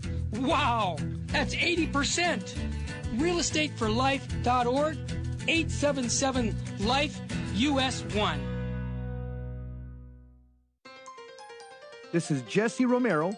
You're listening to Hands-On Apologetics with Gary Machuda on Virgin Most Powerful Radio. And welcome back, everybody. We're chatting with Master Apologist Karl Keating about a very important author that I think every Catholic apologist ought to have at least some of his works on the shelf, and that is Hilaire Belloc. And we're discussing first his most popular work, Path to Rome. And Karl, right before we came up to the break, you were making some comparisons between your own trek through Italy and Path Through Rome. Yeah, I've just gotten back from a nearly 3-week trip to Italy, where I walked almost all of the Camino di San Benedetto. That's the Way of St. Benedict. It's a newish pilgrimage route set out about 10 years ago. And it runs from Norcia in Umbria. Norcia is the town where Benedict was born. And it goes through Subiaco at sort of the midpoint. That's where he spent most of his life and built about 13 monasteries. And it ends at Monte Cassino, where he died. And so I had several reasons to go on the route. One of them is that I'm going to be writing a book about the journey, and it will be actually the first book by somebody who's been on that route. And I'm hoping that, as a consequence, many Americans will be induced to see the part of Italy that Benedict, a millennium and a half ago, would have seen, but of course in a somewhat different way. Right. So I was there, and I unfortunately I had selected May as a month that I thought would be balmy, not too hot yet, because being from the desert, I don't like to get into the humidity of Europe during its summer. And it turned out that this May was the wettest and coldest in decades in Italy.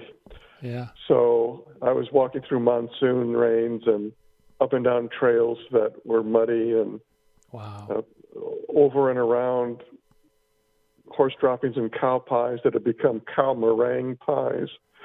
And it was an interesting and often frustrating walk, but it turned out, because of our discussion today, to be, I think, most appropriate to sort of get my mind going about what the walk must have been for Belloc when he went from the small town Toul in France to Rome in a month.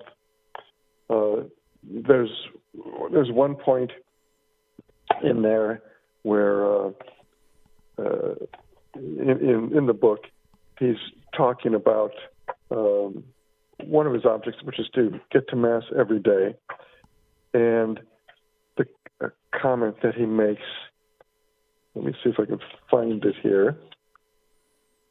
I probably am missing it. But he says that he appreciates having gotten to a Mass, and it's a short, low Mass. And remember, this is in the day still of the Latin Mass, with two forms, the High Mass, which would be sung or chanted, and the more common Low Mass, which is the standard one you'd find in parishes. And so Belloc was a man of artistic sensibilities, but still one that was sort of businesslike in ways. So he wanted to get to Mass in the morning. He wanted it nice and short, in and out, and back on his way. So he made that kind of comment. And, so as I'm thinking back now on the walk that I just took, and the much longer walk by close to 6 times that Belloc took, I have to say that I have to marvel at the fact that he averaged 25 miles a day over considerable up and down terrain Yeah. I was not able to hit, that speed myself ever. So, but of course, I have an excuse. He was less, at that time in 1901, he was less than half my present age. Yeah, so right. That's true. I can take some solace in that. I was going to ask you about the comparison of distance covered, because he seems to have been a pretty stout individual to be able to make that much distance in such a short time. Yeah, well, he was a beefy man, very strong. He wasn't fat in the sense of having a lot until later in life, having a lot of excess, adipose tissue. But when he was young, he was really quite athletic, although he didn't participate in sports in the normal sense of things. Mm-hmm. His wife, actually, Elodie, was an American from Napa, California. And when he came to the United States to court her, he walked a good part of the distance across the country. He took trains, too. But he did a lot of walking. And so he, could get, I can understand, to the point easily enough of doing 25 miles a day without great exertion. But still, when you think about that, that's substantial. And and he was traveling at a time where the roads, to the extent there were roads, were dirt, and if it rained, it was mud, so on and so forth. And the equipment that he carried, what little he had, clothing and so on, was heavyweight by our standards, wool and whatnot. He would walk with, a bottle of wine, some cheese, some bread. That's what he carried every day. And he'd hope to stop in some village where he could find some place to eat, not usually a restaurant because there wouldn't be any, but in some house that he could make arrangements. So it was very much of a vagabond journey, and in its own way, I think, a rather courageous one. But more importantly for us, looking back at the path to Rome, it shows a real delight in existence, in the faith, in Europe as it still was then, which was largely Catholic. I mean, he was able to go through small towns in France and Italy, and every day, basically, find a Mass in the morning. Yeah. I've just gone through more than 2 weeks of hiking through towns, and which would be of comparable size. I mean, it's mostly very small. There are churches, but nobody's there. There are no priests there. The two Sunday Masses I went to, for example, were celebrated by non-Italian priests. It's much different now than it was. I mean, the faith is not everywhere the way it was in Belloc's time. Yeah. What I saw were memories of the faith. I would come across these little wayside shrines that he writes about very eloquently in The Path to Rome.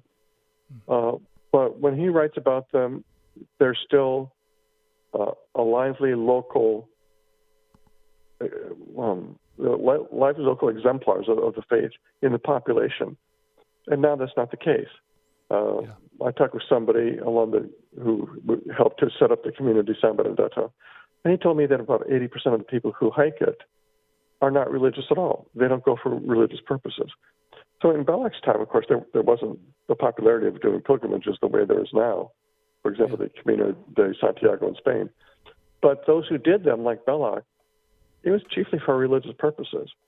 And wherever he went, he found religious people. And so there was still that, at least, in the countryside, because that's where he was walking. If you got to the big cities, Paris and Rome, of course, you'd have a much smaller percentage of believers and practicers, even then. But today, it's quite a different situation. So the walk may be easier today, but the ambiance is quite different from what Belloc had 120 years ago. Yeah, especially since it's before the Great War. I mean, it's kind of a snapshot of Europe before, the destruction of the two great wars. That's a good point, yes, because World War I was really the civilization-destroying war of the 20th century. Right. World War II may have killed more people, but the destruction, it really, as recently deceased Catholic historian John Lukács often noted, World War I was the bigger disaster because it actually destroyed European civilization, and then, of course, made possible the Second War. Yeah. But Belloc was walking a dozen years before that, and he still had a lively Christian ethos wherever he went. And that comes out. It comes out beautifully because he was such a Christian man himself. It was Belloc who could write, perhaps not entirely accurately, but pretty much so, the faith is Europe and Europe is the faith, which is to say that Europe was constructed because of the Catholic faith. And it wouldn't be what it is if not for the Catholic faith. And even in his time, it was still somewhat true to say Europe is the faith because although, of course, the faith had come to the Americas and some other places, the preponderance of Catholics in the world were still in Europe. Now it's quite different, of course. But there was that ambiance of Catholicism was really everywhere, especially in the rural areas, something that simply doesn't exist now. So there's a kind of wistfulness when we read the Path to Rome today. We can see what it was in our grandparents' or great-grandparents' youth. Okay, that's the kind of Europe that still existed, and it's gone. The monuments may still be there, but the meaning of the monuments has often been emptied in the hearts of the people who live around them. Yeah, that's it's sad. But you made a really good point because that love of Europe and love of Catholicism that Belloc had really bore fruit from later on in other books, where especially love of Europe, and like he said, how he equates Catholicism, Christianity with civilization in Europe and the consequences of the great conflicts and so on. He was really quite prescient. In the 1930s, for example, he wrote a book about the future revival of Islam. And back in those days, nobody was thinking that. Yeah. Nobody. And yet he wrote about that as a likely consequence in the not-too-distant future. So he might have been 50 years early on it, but he's basically right. Yeah. He wrote a lot of history books, a lot of biographies of one of the books, also fairly well known, still in print, Characters of the Reformation, of the English Reformation. And he had a lot of knowledge about people and places. As I alluded to earlier, one of the nice things about him is that when he would write history, he'd go out to the historical sites and walk the fields to get a sense of what really happened. So he was not really an armchair historian. On the other hand, he was not an academic historian. One of the things he's always faulted for is that he never includes footnotes. Yeah. And he's, but his knowledge of what happens of human instincts and motives, very profound. Yeah, very good. Well, we were chatting with master apologist Karl Keating about the great writer Hilaire Belloc. Some of his work should be on your bookshelf. On the other side of the break, we're going to talk more about Belloc. Stay tuned.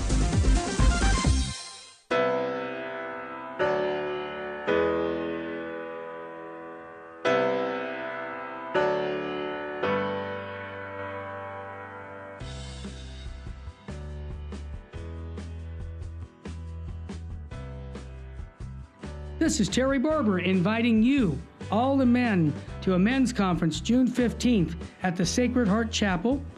This is going to be a day where we're going to talk about true masculinity. There's a problem in the Catholic Church today. We have very few men who love the Catholic faith. And I know a lot of the wives that I'm listening to right now saying, I want my husband to be on fire for the faith. Send him to the men's conference. Your son, send him to the men's conference by going to virginmostpowerfulradio.org or call 877-526-2151. That's June 15th. When your husband comes back from this conference or your son, they're going to have a different view about their Catholic faith because they're going to meet three men who love Jesus and his bride, the church, and are going to instill in them a love for Christ and his church, the Eucharist, Our Lady. Bring them to virginmostpowerfulradio.org. Sign up there or call 877-526-2151. Full sheen ahead. It is only because of your continued prayers and generous donations that Virgin Most Powerful Radio can broadcast live each weekday.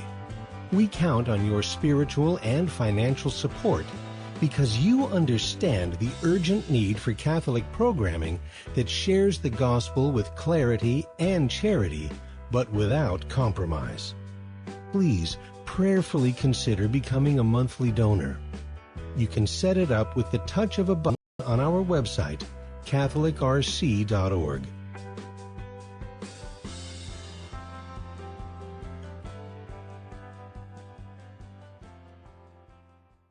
Buying or selling your home or your business property? This is Terry Barber. Real Estate for Life underwrites the Terry and Jesse Show.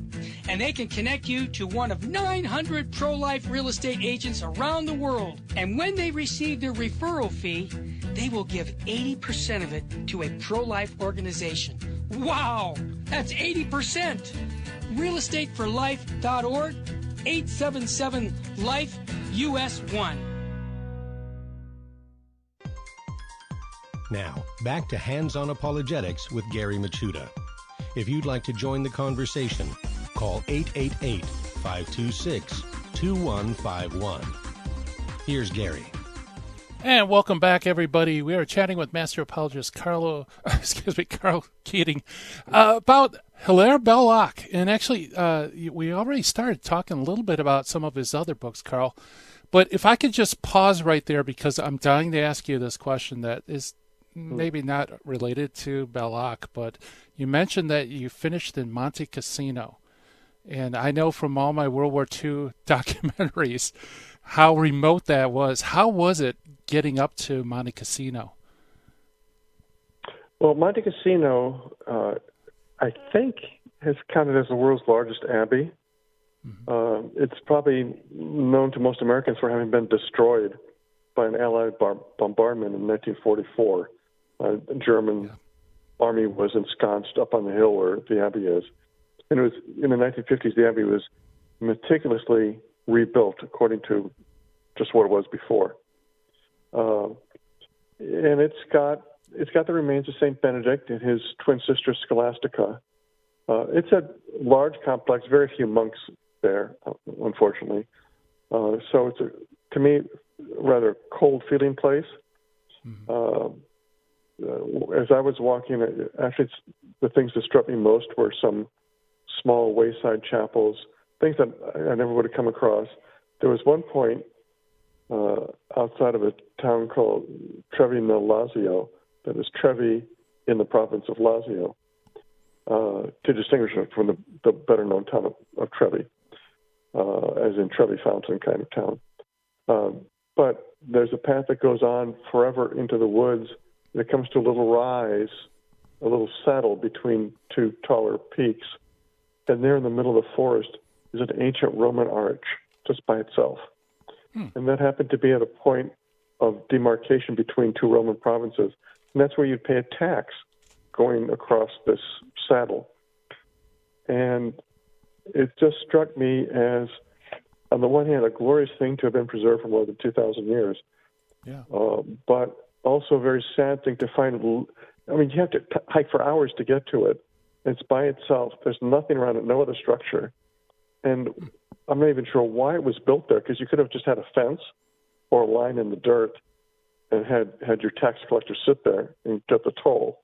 Yeah. But anyway, the Romans built this beautiful arch, and it sits forlornly, and it has for centuries. But to me, it sort of represented the arbitrariness, in a way, of what was done. I mean, why build an arch there in the forest? It's not actually connecting anything to anything, just an arch over the trail.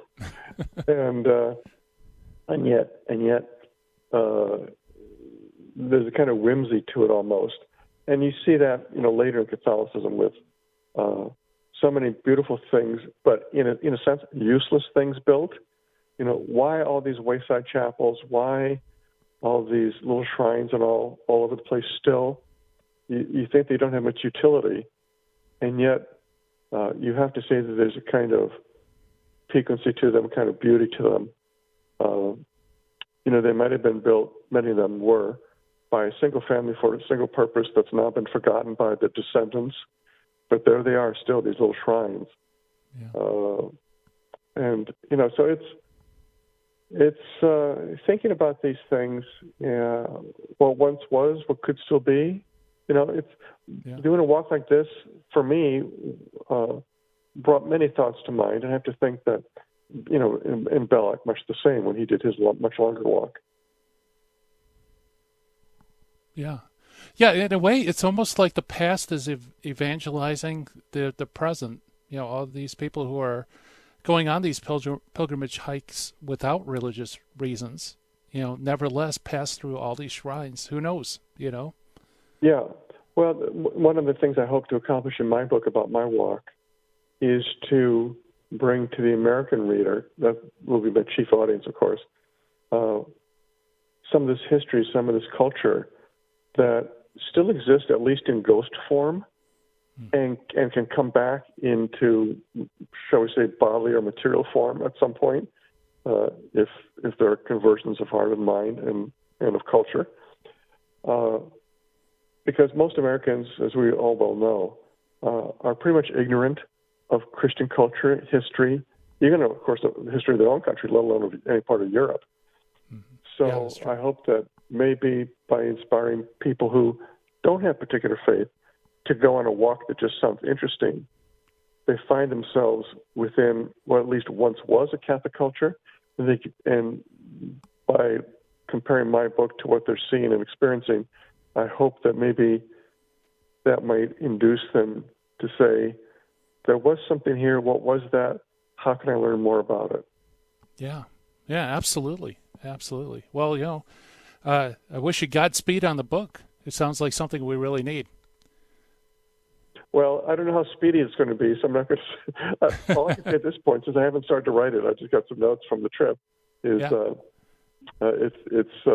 something to be worked on, but I'm making no promises as to when or even if I'll be able to finish it. But so it's a goal anyway, and so my reason to go on my journey was not as capricious as Belloc, but his book was the launching of a long literary career that it just covered so many areas. One of his books that he wrote not all that long after was called The Four Men, and it's a bit of a journey in the Sussex region of England, where he's got these four guys who are camping out together and talking around the campfire. The curious thing about the book, all four of them are Belloc, but each one represents a different facet of his personality. So there's, for example, there's the soldier, which he was. There's the poet. Belloc was a very good poet. Some people may be familiar with the poems that Chesterton wrote. Belloc wrote many more poems, and I think he was a much better poet, as good as Chesterton was in his own way.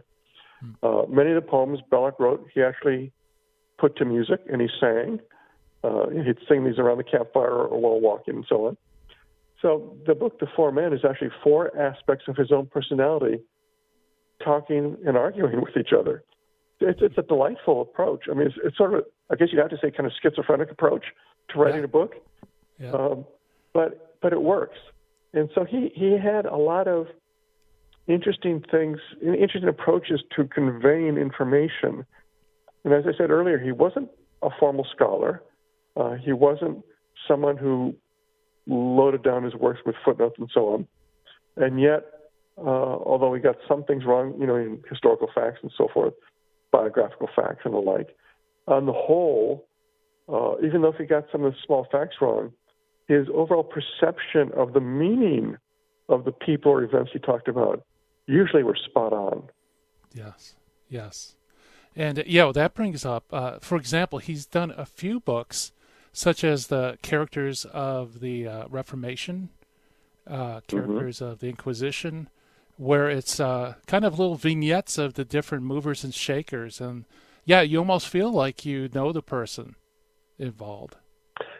Yes. It's, for example, Etienne Gilson, the great Canadian Thomistic,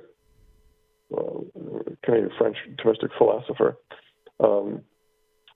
said of Chesterton's similarly written biography of Thomas Aquinas, the book's called The Dumb Ox, which was Aquinas' nickname by his fellow friars. Gilson said it was the best written book biography of Aquinas it understood him better than any of the formal biographies did. And Chesterton's book had no footnotes either. I mean, it was just a kind of discussion on who this guy was. Yeah. So similarly, Chesterton's great friend Belloc wrote many historical or biographical vignettes. And so when you read them, you really get a sense of who these people were without having to wade through a lot of, born here, did this, that kind of stuff, Right. But you still come away saying, so that's who Cromwell was. So that's who Marie Antoinette was. So that's who Henry VIII was, all that kind of stuff. You get a good feel of that person's position in history. Yes. Yeah, and that's so helpful, too, when you get to the scholarly works and you get to all the data, to get a feeling first for the person, and then the data makes sense. Yeah, sometimes you can get the scholarly works and all this data, and you end up putting them down at the end, and you say, I don't really have a feel for the person. Right. If I were to meet him on the street, I know so much about him, but I know nothing. Okay. Yeah. Where Right. with Belloc, you sort of say, okay, I could sit down with this guy over a meal, and I know who he is, where he's coming from, and so on. It's just a different way of doing a biography, but a valid way, a fair way to do it. So I highly recommend those books, such as Characters of the Reformation, and so on, that are still in reprint and can be found. I recommend that our listeners go to Amazon or elsewhere and just search on Hilaire Belloc. A lot of books will come up. They're still available. Most of them are fairly short. They're good reads. He was a very fine stylist. And, just pick up a few of them and go through, and you get a sense of him. But, of course, you get a sense of those he's writing about. Yes. Yeah, very good. Boy, I can't believe that hour has just flown, Karl. Talk about great books and writings. How can our listeners get a hold of some of the books that you've written? Well, I mentioned Amazon, of course. Go there and just search on my name, or go to my website, KarlKeating.com, where I talk about a fair number of my books. And take a look, and you might find something that you want to pick up in addition to Belloc. Yeah. Yeah, absolutely. Very good. Well, thank you so much for coming on the program. Thanks for having me again, Gary. All right. Well, ladies and gentlemen, Karl Keating. And, yeah, definitely do check out his website, KarlKeating.com. He's got lots of great stuff. He's got the classic books. He's got a bunch of very good new resources as well. Very helpful for defending the faith, and just fun stuff to read, too. Man, this flown. The whole hour has just gone away. Coming up tomorrow, we are going to have William Albrecht come back into the dojo. Today's the Feast of Ascension. I thought we'll have William on, and William's going to dig into the biblical and early church comments about the importance of the Ascension. So that's going to be a lot of fun, and William's always a great guest to have on. And coming up next, we have the show that started it all, the Terry and Jesse Show, the dynamic duo of Catholic Talk. And, man, it's time for me to turn off the dojo lights here and shut down the Midwest Command Center. I hope you had a lot of fun. It was a very interesting character, Hilaire Belloc, and it's just one of those jewels that we have of our faith that we can access to help us explain and defend the faith and help people know Jesus more and love him more. That's the goal, folks. God willing, talk to you tomorrow. Thank you. Have a great day. Bye. In the 1990s, I lived and worked in Hollywood. But when my wife Betty's mom took ill, we relocated to Orange County. And it was during this time in our lives that I converted to Catholicism. Once my eyes were opened to the truth, I couldn't learn enough about the faith. But I had less free time than ever, especially with a long commute. That's when I discovered the real value of Catholic audio. Listening to cassette tapes transformed my daily commute into a miniature retreat. And that's the beauty of Virgin Most Powerful Radio today. Since the podcasts are archived, you can listen anytime on our smartphone app. I know how listening to Catholic audio can bring you closer to Christ and His Church. So I encourage you to visit the App Store or go to vmpr.org and download the app today.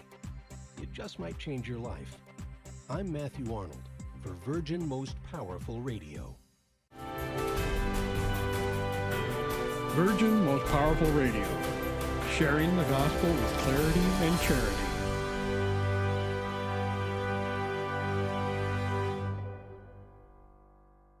I'm a soldier for Christ. I'm a soldier for Christ. I'm a soldier. No, they'll never take us under, because we're bringing truth like thunder.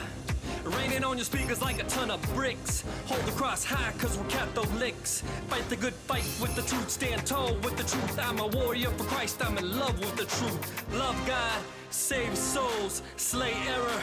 Go stronger. Go stronger. Welcome to the Terry and Jesse Show. We're two evangelical Catholics with PhDs in common sense. And common sense ain't that common. Today's show is going to be one of those memorable shows that I think will go down in history. Why do I say that? Because our good friend, Father Joseph Fessio, founder of Ignatius Press, is going to be on with us after the first segment to talk about the leaked McCarrick correspondence confirms, about the Vatican's restrictions on McCarrick and on Vigano's letters, the 3 letters. We're going to get an update on all of that. But before we do that, this is Ascension Thursday. Now, I know in certain places, maybe the Diocese of LA, they move it to Sunday. But here at the Sacred Heart Chapel, we have a 7:30 Mass. So if you're in town, the Melkites are going to have a Ascension Thursday Mass. So you're welcome to come. But Jesse, I want to ask you if you'd like commenting on the readings today for Ascension. We've got the readings taken from Luke chapter 24, verse 46 to 53. Let me read the reading, and then you make the comment on it. Unless go ahead. Okay, yeah, brother. Fine.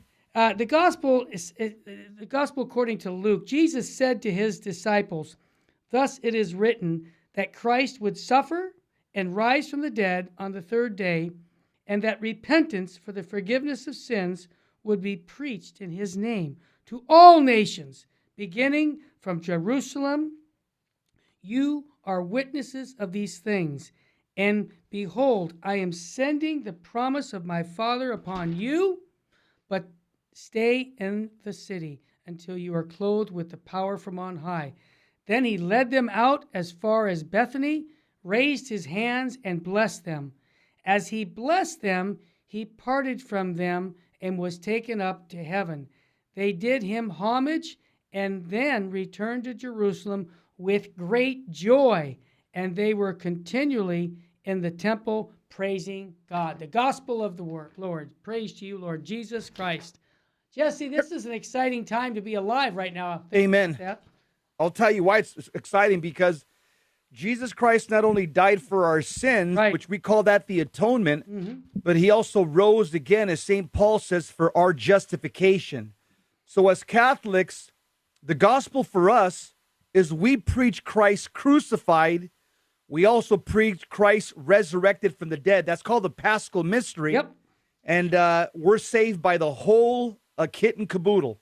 Well, see, I do want to mention something about the Ascension. Tell us. A lot of people wonder, okay, so where did Jesus Christ go when he died?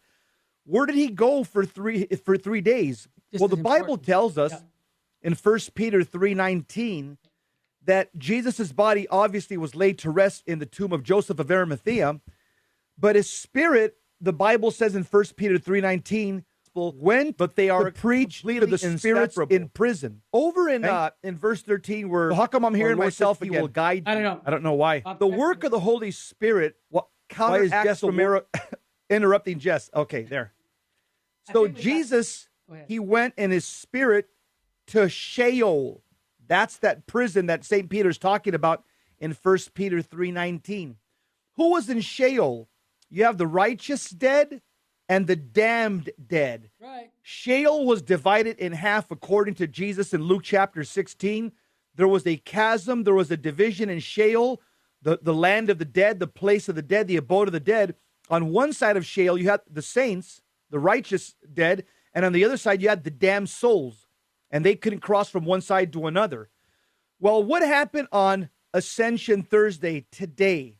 Well, the Bible tells us in Ephesians chapter 4, verse 8 and 10. This is the verse on the Ascension.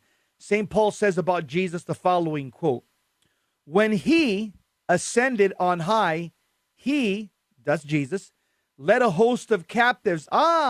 Captives, that's the same word as prisoners, the same word that St. Peter used in 1 Peter 3:19. So Jesus led a host of captives, but he gave gifts to men. What are those gifts? Salvation. It says, insane, he ascended.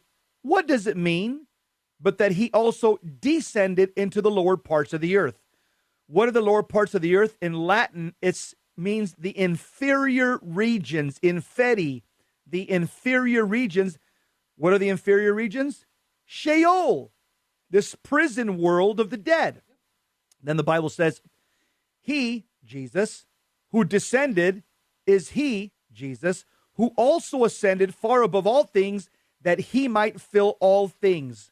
So what happened? When Jesus ascended to heaven today, the Holy Ascension Thursday, after 40 days on earth, visibly showing himself to be resurrected, when he ascended into heaven, he slammed open the gates of heaven and brought in the righteous souls from Sheol, starting with Adam and Eve, according to the early church fathers. Absolutely. And Jesse, thanks for that catechesis. A lot of people ask that question. Don't forget the Blessed Sacrament, okay? Jesus Christ, yes, he ascended to heaven, but he left his body, blood, soul, and divinity presence in the Holy Eucharist with us, so we can still visit Jesus. And especially at this time of history right now, what a great thing to have where we can go see Jesus, even among the scandals in the church right now. Amen. Jesse, I just want to set the stage for the interview with Father Fessio. We all know back on August 25th, almost a year ago, Archbishop Vigano's testimony came out, and it was about a cover-up that he testified in 11 pages, saying that that he talked with the Pope regarding McCarrick. McCarrick's now defrocked, and that they need to clean up what's going on in the church. And he's saying basically his 11-page letter that I'm going to be meeting God soon because I'm an old man and I got to get this off my chest. So he did a 11-page document that if you go to LifeSite News, you can read. And then, Jesse, September 27th, he released a 4-page testimony regarding the Holy Father's silence about McCarrick, because the Holy Father wouldn't answer the question regarding did he know about McCarrick, because in that letter, well, Archbishop Vigano said that he actually talked to the Holy Father, and he has the date in the year 2013 about McCarrick, because he had asked him, the Holy Father asked him about McCarrick, and then the Holy Father said, "Hey, I don't remember that. I don't think that's never happened." So then Vigano came out on October 19th with his third testimony, refuting accusations by another Cardinal Couillet, and Vigano said, that my silence to put the souls at risk were damning my own soul if I wouldn't speak up. So these 3 letters that he came out with rocked the Catholic world, and then there started to be all kinds of sides. You've got people who are supporting the Holy Father, people who are saying no, he needs to speak up. You've got things like the cardinals with the dubia asking the Holy Father for clarification. So there's all kinds of confusion going on. And to add to it all, Jesse, with all this going on, I said to myself, I never thought I'd live through something like this. The church has been here before, but then you think about it, just 2 years ago, the Italian police went into the Vatican to break up an orgy. And I'm like, really? It's that bad? Yeah, it's that bad, folks. And I have to be realistic and say we need to pray very, very hard for our leaders in the church. And here's my point of bringing all this up, and I'll throw it back to you, Jesse. For the salvation of souls, that's why I'm bringing Father Fessio in. I want to get his take on this because, it was 41 years ago I met Father Fessio through the Nights of the Immaculata when I had hair on my head, and I knew this man was a man of action. So that's why I've asked him to come and give his take. But Jess, the church has been through many times things like this, and 100 years from now, the church is going to be out there spreading the gospel, but this is a purification period. And I just want to, before we go to the break, I want to ask you, Jesse Romero, you go up and down this country like nobody else. Nobody. I mean, nobody does it as much as you. Isn't this a time of purification for the church right now? And what do you think we should be doing as lay Catholics? I'll tell you why we're being purified right now. Tell us. When you look at salvation history, that's called the reading of the Bible. And when you look at the 6 covenants in the Bible, every time God's people violate the covenant, they draw upon they trigger what's called a covenant curse. And God will chastise his people through his enemies. Terry, what we've done right now in the Catholic Church, we have violated the covenant with God. We were silent in 1973 during Roe versus Wade, starting with our bishops. Okay? Our bishops, again, were silent during the homosexual marriage, so-called homosexual marriage that was passed by the California Supreme Court and the U.S. Supreme Court. And so the fact is, Terry, because God's people, the new Israel, the Catholic Church, we have been silent according to these egregious sins that we've allowed to be passed in our country. We have triggered a covenant curse, and we are paying the price for it right now. What I'm saying right now is word for word what Dr. Scott Hahn teaches on covenant theology. You break the covenant with God, God's people, you will trigger a curse upon yourself, and that's exactly what we have, the curse of homosexuality. We got the curse of abortion. We got the curse of a liberal clergy that are dissenters and modernists, and we've brought this upon ourselves. Jesse, I wish you really would tell me what you think. You know, brother, I asked you the question. You gave me a good answer. When we come back, we'll have Father Fessio, a Jesuit who's the founder of Ignatius Press on. But also, I'm going to talk about what Pope Francis was speaking in a Mexican television show on Tuesday regarding the sexual abuse. He actually answered the question that someone had been asking for 8 months regarding McCarrick. When we come back, we'll talk more with Father Joseph Fessio, founder of Ignatius Press, on the Terry and Jesse show, the Virgin Most Powerful. Clarity with charity. We'll come right back with that.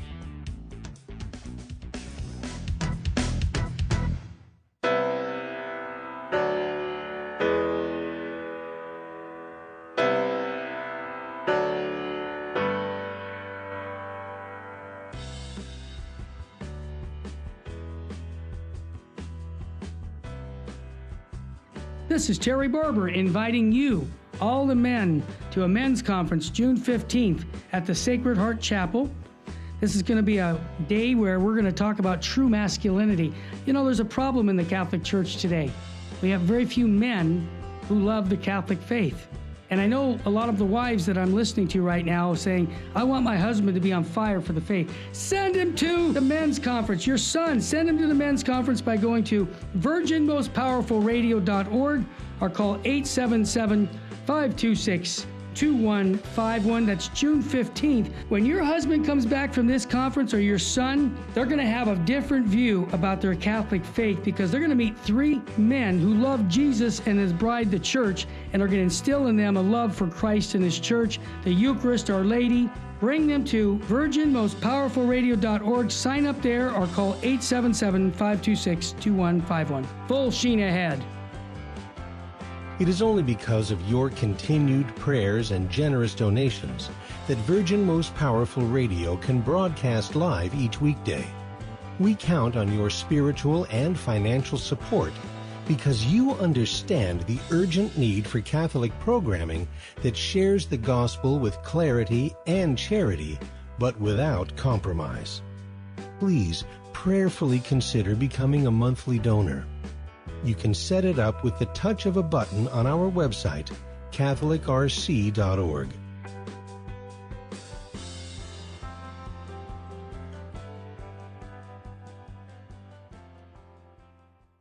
Buying or selling your home or your business property? This is Terry Barber. Real Estate for Life underwrites the Terry and Jesse Show. And they can connect you to one of 900 pro-life real estate agents around the world. And when they receive their referral fee, they will give 80% of it to a pro-life organization. Wow! That's 80%! realestateforlife.org, 877-LIFE-US1.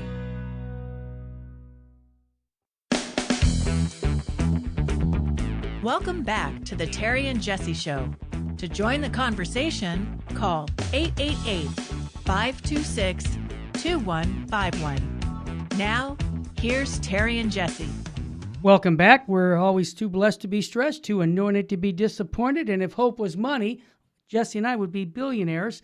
We have our friend, Father Joseph Fessio, founder of Ignatius Press, on. Father, welcome to the Terry and Jesse Show. Thanks, Jesse and Jared. Terry, good to be here. That's glad to have it. Happy feast day, Father. Yeah, glad to have you on, Father. Yeah. Ascension. Ascension, yep, that's right. Ascension in Rome and in the northeast of the United States. Yeah, well, we're having a Mass at our chapel with the Melkites at 7:30, so anybody that's nearby and you want to go to Mass in the evening with us, you're welcome to come. Father, we've already set the stage in our first segment about the Archbishop Vigano's letters, all three of them, when they were, what they've been saying, and now we have some more news that's going on with leaked documents from the Vatican, of correspondence between a Monsignor and the McCarrick situation about all kinds of cover-ups, what I call cover-ups, because we've had a lot of people denying things that are going on in the church, and we're just wanting to, for the good of the church, find out what the truth is, because that's what sets us free. And I might add, Father, we want to clean our church up so that we can get back to evangelizing rather than spending a lot of time on exposing, bad things that are happening inside the church. So I wanted to understand from your perspective, because, you've been around a lot longer than any of us in regards to, yes, I met you in 1978 when I had hair on my head, Father, at a YMI conference, and I think the world of you. I also want to, before I ask you the question, you're coming to the Sacred Heart Chapel for a Adoramus conference. The date hasn't been set, but I know you and many others are going to be coming for a conference regarding the liturgy. So keep an eye, folks, at our website. We'll let you know that date. Interesting to hear about that. Well, that's right. You don't know about it because Chris and I have been working on getting an open date. He's trying to set up some speakers for us at the chapel. So you'll know about it when he contacts you, but we're working on that. But Father, tell us your perspective on Vigano, because I want you to give us, I have a document from LifeSite News. I would encourage people to go to LifeSite and read it. It's an update summary of all 119 LifeSite articles on the Vigano testimony. But I just want to ask you, first of all, what is your take on all of this, and what can lay people who are mostly listening to our show right now, what can they do in regards to spiritually be praying for the church? Or give us your take on this whole fiasco. I call it a fiasco because I took it Archbishop Vigano as a whistleblower, and it's helping our church to clean out the muck that we have right now. So what's your take on all this? So, Terry, Yes. How much time do we have? We got the rest of the show with you, Father. Go ahead. Jesse and I are going to listen. Hit me. Okay. That'll last until noon? Yep. Okay. Well, may not take that long, but I don't know if this happens to you. It probably does. Okay. But I often get the letters every so often that are in all capital letters, and they're all to the edge of the paper, top and bottom and side. There's underlining and red ink, front and back. Yeah. And I just throw them away because people are crazy. They don't have a sense of proportion. Yeah. They're obsessed, and it shows in the way they express themselves. Of course. So we have to have a sense of proportion here. The church has been around for 2,000 years. That's right. Our faith does not depend on any particular priest, bishop, or pope. Amen. Even though the bishops, in union with the pope, speak for Christ, and we must obey them and respect them. No question about that. Mm-hmm. But they've been speaking in Christ's name for 2,000 years. And one thing we know is we can't have any interpretation of a real magisterial statement which is contrary to what's gone before for the last 2,000 years. So we don't have to worry about what's going to happen tomorrow or that's right. going to say something next week. That's one thing. Second thing is that, well, we must have a love and a concern for the universal church. Nothing prevents you, me, and all our listeners from praying the rosary, going to Mass, saying our prayers, helping the poor, loving our neighbor as ourselves. All these things that make up the Christian Catholic life. So that's where the emphasis has to lie. Now, we have confusion in the air. Big time. And I have said recently, anyone who says there's no confusion is confused. I'll repeat that. Anyone who says no confusion is confused. There Well is said. confusion. One more piece of background information. You probably had this happen to you also, Terry. Here's two instances in mind that happened for me. One is recent. It's a marriage situation. Two people I did the wedding ceremony for about 10 years ago, and they've separated now. I did the best I could to bring them back together. I listened to both of them. Two good people, practicing Catholics, know their faith, love the church, love our Lord. Two completely incompatible stories. Each story seemed totally persuasive. Yeah. And I went back and forth, and I finally said, okay, this is beyond me. I don't understand how I can have two contradictory accounts of events, and I can't get to the bottom of it. It happened about 20 years ago with your and my friend, Father Karl. Oh, yes. One of the men who was working kind of as a manager for him. I remember. Worked very closely with him. And they had a big split, Yes, I remember. And I was trying to help on that because I get calls from both of them. And so I talked to Father Karl, I talked to this layman. And once again, both of them made very, very clear, reasonable, plausible descriptions of what happened. Yeah. But they were in contradiction. Sure. And I finally said, okay, well, again, God will sort this out at the end of time. I can't do it now. I don't know what to do. Yeah. So with that, let's go to the controversy between Pope Francis on the one hand, yes, and Archbishop Vigano on the other. Right. In the recent interview that the Pope gave, he says he doesn't remember having a conversation with Vigano about McCarrick, right, and he knows nothing. He knew nothing about this history of McCarrick. Well, as you know, and I think you said on your show, yeah, we did. We have to give the best interpretation we can to what everybody says. And if it's not clear, we have to try and get it clarified. But especially with the Pope, we have to put the best interpretation of what he says. Sure. Likewise with Vigano, however, and we owe him that same respect for what he says. And in this case, there's ambiguity about what the Pope says, because if you say, I don't remember an event, okay, I mean, that's something interior, subjective. Then at the same time, if you say, and I didn't know anything about this, about McCarrick, well, wait a minute, if you don't remember the event, how can you be sure that you didn't know something about it, which you forgot? Of course. So there's a problem there. Yeah. If you look at, Vigano's first letter, yes, in August of 2018, that's right, was long. I don't know, it was 12, 15 pages. 11 pages.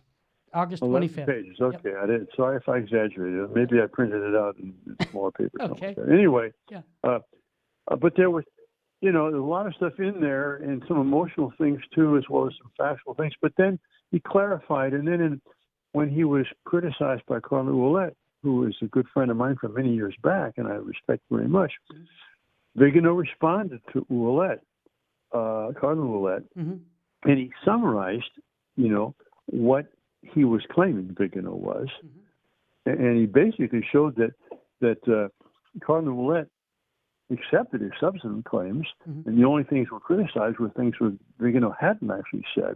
Right. But if you look at those claims of Vigano, one by one there, and he goes by dates. Yes. I mean, most of them can be verified by going to the documents which are in the Congregation of Bishops or the Secretary of State or the Nuncio of the United States.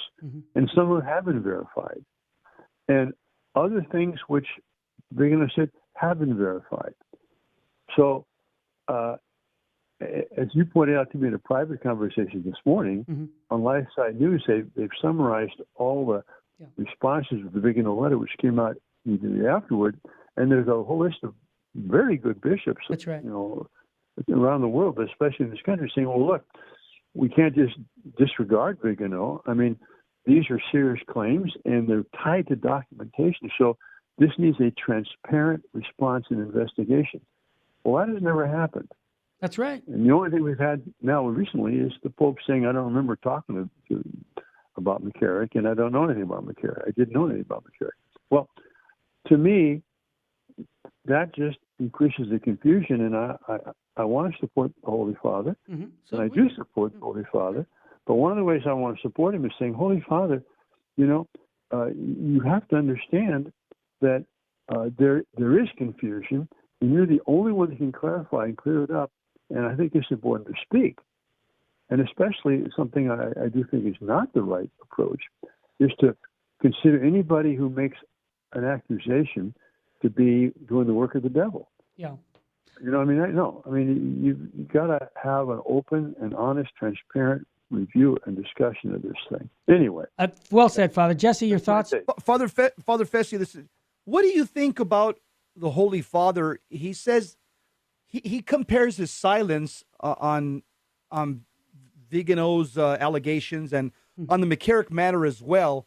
He compares his silence to the silence of our Lord before his enemies. He says, for this reason, but this is the reason for my silence. First, because the evidence was there, you judge. It was an act of trust, really.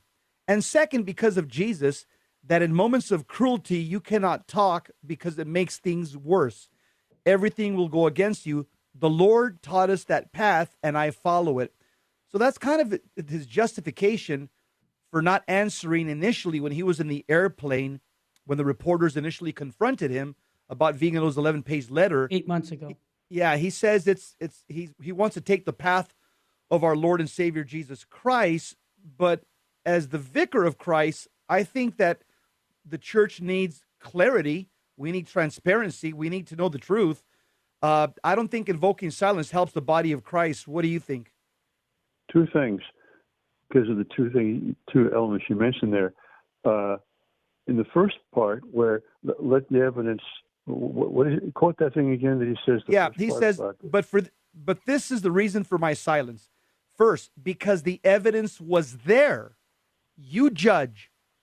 It was an act of trust.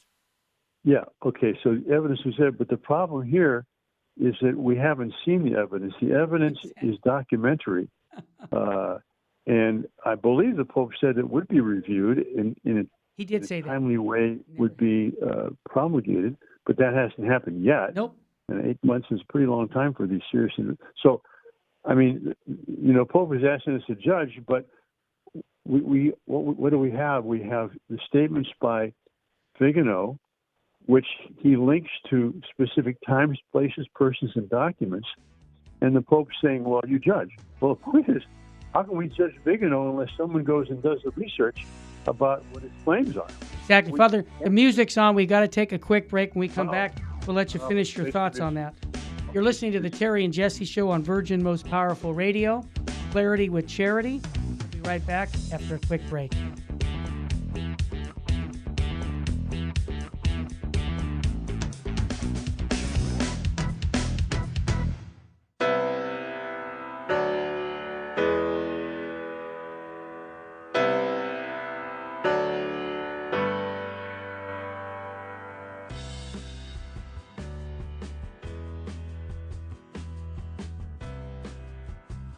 This is Terry Barber inviting you, all the men, to a men's conference June 15th at the Sacred Heart Chapel.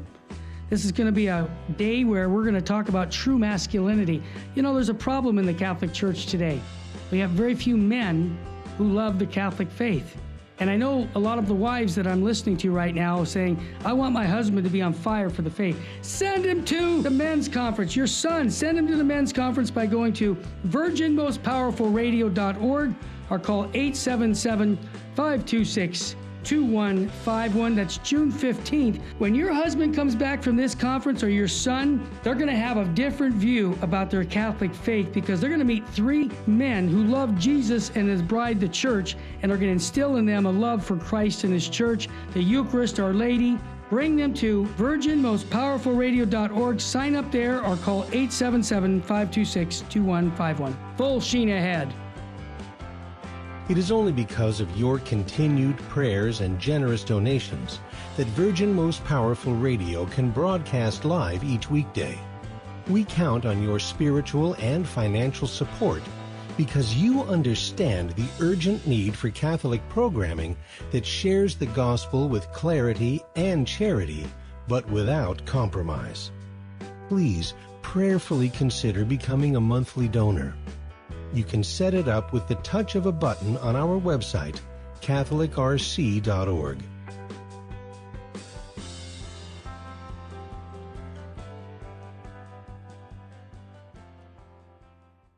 Buying or selling your home or your business property? This is Terry Barber. Real Estate for Life underwrites the Terry and Jesse Show, and they can connect you to one of 900 pro-life real estate agents around the world. And when they receive their referral fee, they will give 80% of it to a pro-life organization. Wow, that's 80%. realestateforlife.org, 877-LIFE-US1.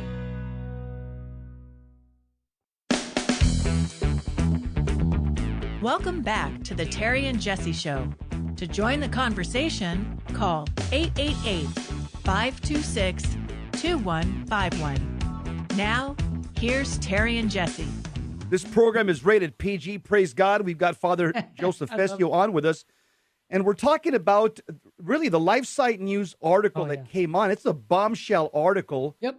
It says, exclusive, Archbishop Vigano says Pope is lying and latest denial about McCarrick. And I just asked Father Festio in the last segment about the fact that the Holy Father has says that he's invoking silence, much like our Lord Jesus Christ did before his enemies.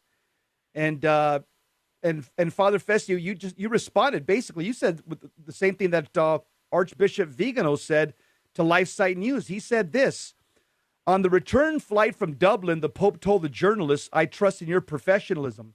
He promised to provide documents, and he doesn't provide the documents. Now tell me how journalists are supposed to know the truth if you don't provide the documents. How much time has passed since the Vatican promised an investigation? Vigano says it's all a contradiction. He completely contradicts himself. That's exactly what you were saying the last segment, Father. You want to pick it up? Sure. Again, we're all kind of in the dark here because we only see partial things. True. No one likes to be called a liar. And I don't know what Vigano said in the original language. This has happened just recently now. So sometimes there's some nuances that get lost. Mm-hmm. Maybe let's take the strongest thing that Vigano has said the Pope is lying. It's pretty hard to say someone is lying if the person says, I don't remember. Because if a person doesn't remember, he's the only one that knows whether he's lying or not. There's no way of knowing inside him whether he's lying. Mm-hmm. So that, to me, that complicates what Vigano apparently has said here. Nevertheless, every time something has come out on this, it's confirmed Vigano's claims. For example, this, Monsignor Figueiredo, who was made public, this correspondence between McCarrick and various people, it matches perfectly with what Vigano said in his August letter, and which was either denied or obfuscated, by the Vatican press office or others. And so I'm asking myself too, cui bono, who's benefiting from this? If you look at Vigano's statements, and the ones we can verify have been verified, why would Vigano lie about his meeting with the Pope? Great question. Did he make that up? Is he? You have to kind of consider him some kind of a psychopath. Yeah. If that were made up, but no one who knows him thinks he's a psychopath. Nope. Everybody who knows him closely, many bishops included in this country, say, look, he was an honest, gentle, intelligent, forthright man of integrity. So, it's just hard to balance all these things. It really is. Father, can I jump in on this Mexican television interview that aired Tuesday of this week with the Pope? A woman, I love it, a woman asked the question regarding McCarrick. We've been asking the question for 8 months. It took a woman to ask him and said, did you know anything about McCarrick? And again, he said, no. He says, I didn't know anything. I would have, I knew nothing about this. and I would not have remained silent if I did. And I've been saying this over and over again. And I'm sorry, Holy Father, when he said I've been saying this over and over again, I don't see any other place that he's actually responded as clearly as Tuesday's interview with this woman from Mexico in this interview on television, that he's now saying that he knew nothing about the McCarrick situation. So I'm a little disturbed by that, in the sense that, why'd you wait 8 months to tell us that? Because I'm seeing that the good of the church is suffering because of this silence that's going on. So I want to ask you this question, Father. Cardinal Burke, and I know you know Cardinal Burke well, he said that Vigano's testimony, and he supports Vigano, he says that God's law is higher than the pontifical secret. He said that November 9th, 2018. So my question is, with all due respect, and I respect the Holy Father, especially the office, but I'm just, as a parishioner of the church, as just Joe Sixpack, I just don't see the benefit of not answering these questions that people are asking for 8 months. And so I want to ask you, am I wrong in demanding this, or do you think that we just have to be quiet about it, or do you think we should be continuing to press the Holy See on these issues? Terry, yes. There's a lot in the lead up to that question. I know, I talk too much. Go ahead. Let me parse this out a little bit. Yeah. First of all, if someone came up to you and said, Terry Barber, in July of 2004, yes, I met with you and I told you about X, Y, and Z. Yes. Well, Terry, you meet with dozens and dozens. Lots of people. It's quite possible. Gosh, I would forget. I ask you all the time. Oh, yeah, I know you, Father Fascio. Yeah, you do? I don't remember you. I mean, with the thing about the Pope, the Pope sees people all over. That's true. Day in and day out. So very easy for someone who meets people once, to say, I don't remember that. Yeah. Twice.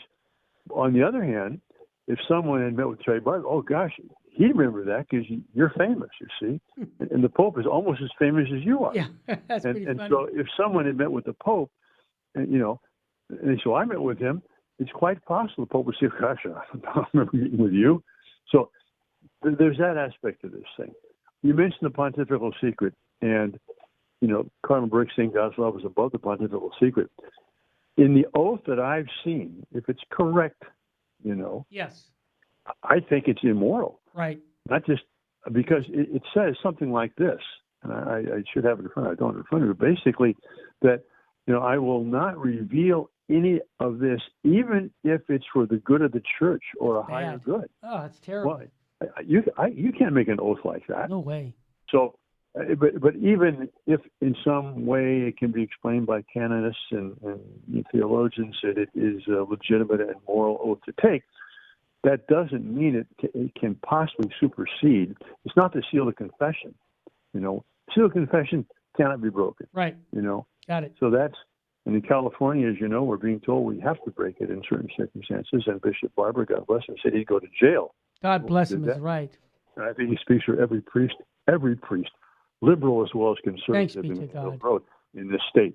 We will go to jail before we will comply with that law. Anyway, it's not a law. It's a travesty of law. So now I've forgotten your question. Oh, your question is, shouldn't we demand that there be an answer? Well, no, we can't demand it. But I think as sheep in the flock, we have to bleat a little bit, and say, Holy Father, look, we love you. Yeah. And we're concerned for ourselves and our families and our friends and the world that the confusion is growing. Please respond. But we've done that. I think the Pope knows that people want him to respond, and for whatever reason, he's decided not to. I think he confuses things when he uses the example of following Jesus, who was silent before Pilate. Right. That in doing that, you're basically accusing those who are asking these questions as being your enemies, hostile to the church, and that's not a good attitude to take, it seems to me. Got it, Jesse. Yeah, that's not a good. I agree, Father. I think it hurts the body of Christ. Of course. When I've heard the Holy Father in many homilies post Vigano's, when he when he put out a lot of this information initially, the Holy Father gave several homilies back to back, talking about the devil, demons are trying to, attack the church and stuff. It was an allusion to Archbishop Vigano that he was a demon. I don't think that's going to build up the conversation any. And also, I believe that Archbishop Vigano, he has like a stellar reputation with some of the most respected bishops and cardinals around the world. They know him as a man of impeccable character. And for somebody to put his entire vocation on the line, I mean, he's a man on the run right now. He's in hiding. He's like a fugitive, from justice under the Roman Empire. And for him to put all of that on the line for a lie, I think that would be inconsistent with his character. What do you think? Well, I do too. On the other hand, I mean, the Pope's character is, very laudable too in so many ways. You think of all the good things he does, his warmth, his love of the poor, his desire to be pastoral, to get out with and his history, of being an archbishop and before that being a Jesuit provincial. I mean, the Pope also has credentials as a person, as being a good, holy, sincere, intelligent person. So that's the problem. You got two people who have a lot going for them, but there may be some cultural things here too. I mean, the Pope is from a different culture from our own, and we tend to be Anglo-Saxon, U.S. American. Give it to right on the line. Be clear. Diplomacy is something we're not too happy about, and there's different ways of approaching things that different countries have and different cultures have. But here's the thing. It seems to me. And again, I know you agree with this, or we've talked about it. Sure. Vigano has made some serious charges in the letter and the follow-up letters that he wrote. Let's leave out the one about whether he told the Pope this and whether the Pope knew it. Let's leave that one out. Okay. The other ones have to do with letters written to McCarrick or letters written to Vigano or whatever. Right. Well, let's find out. Were they written or weren't they? Did these things happen or didn't they? Yeah. I mean, I don't like the shroud of secrecy where there don't need to be secrets. And by the way, I mean, the Pope has talked a lot about the problems of clericalism. Yes. Clerical privilege. Well, one of the things that clericalism does, a very negative thing, is it makes it seem as if priests, bishops, or the Pope himself are above the law and above having to respond to legitimate questions that they can stonewall. It's not.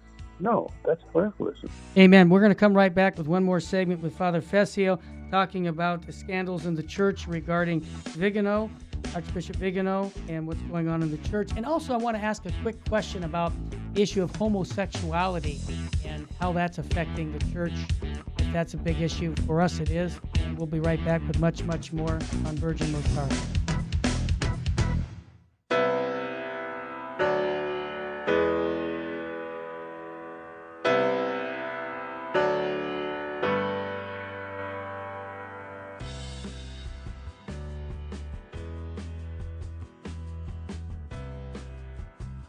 This is Terry Barber inviting you, all the men, to a men's conference June 15th at the Sacred Heart Chapel.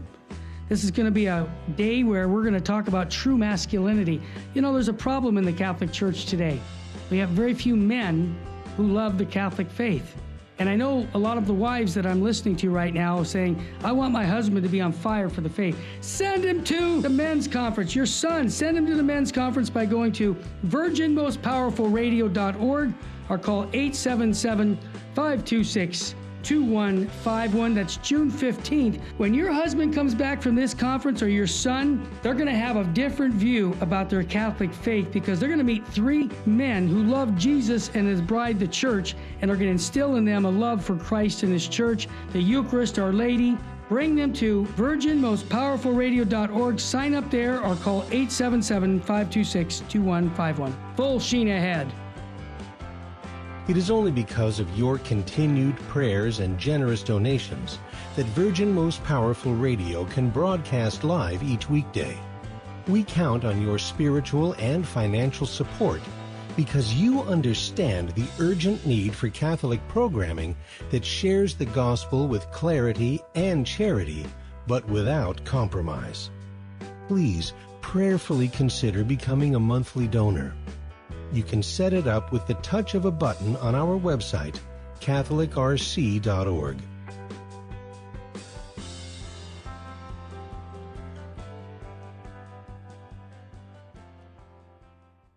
Buying or selling your home or your business property? This is Terry Barber. Real Estate for Life underwrites the Terry and Jesse Show. And they can connect you to one of 900 pro-life real estate agents around the world. And when they receive their referral fee, they will give 80% of it to a pro-life organization. Wow! That's 80%! realestateforlife.org, 877-LIFE, US 1.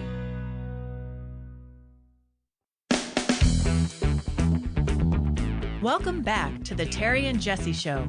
To join the conversation, call 888-526-2151. Now, here's Terry and Jesse. Welcome back to the Terry and Jesse Show. We've got Father Fessio, Joseph Fessio from Ignatius Press, the founder of Ignatius Press.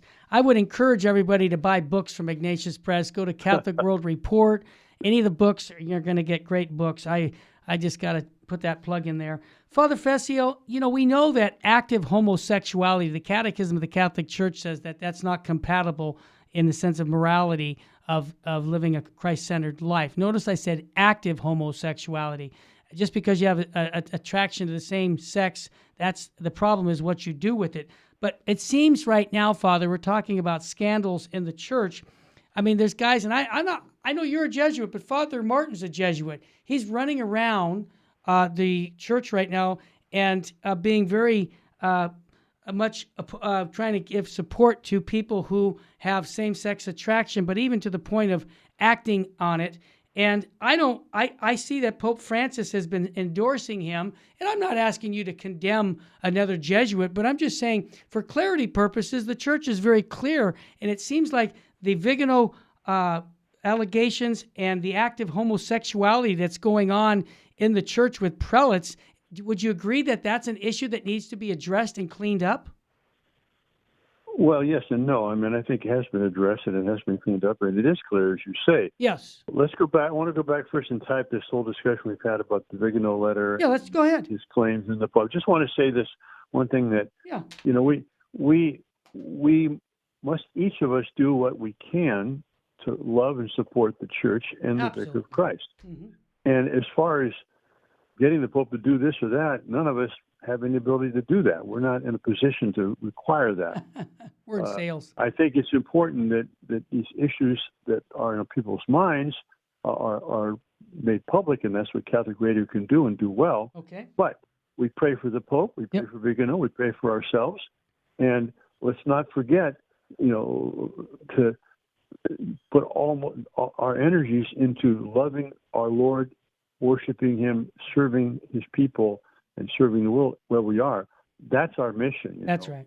And then, this can be something that gnaws at us, but, who's doing more good for the world? A Carmelite contemplative nun who doesn't even know this is going on, but is praying and doing sacrifice, or you and me? Well, Carmelite. I'll put my money on the Carmelite nun. So would I. Okay?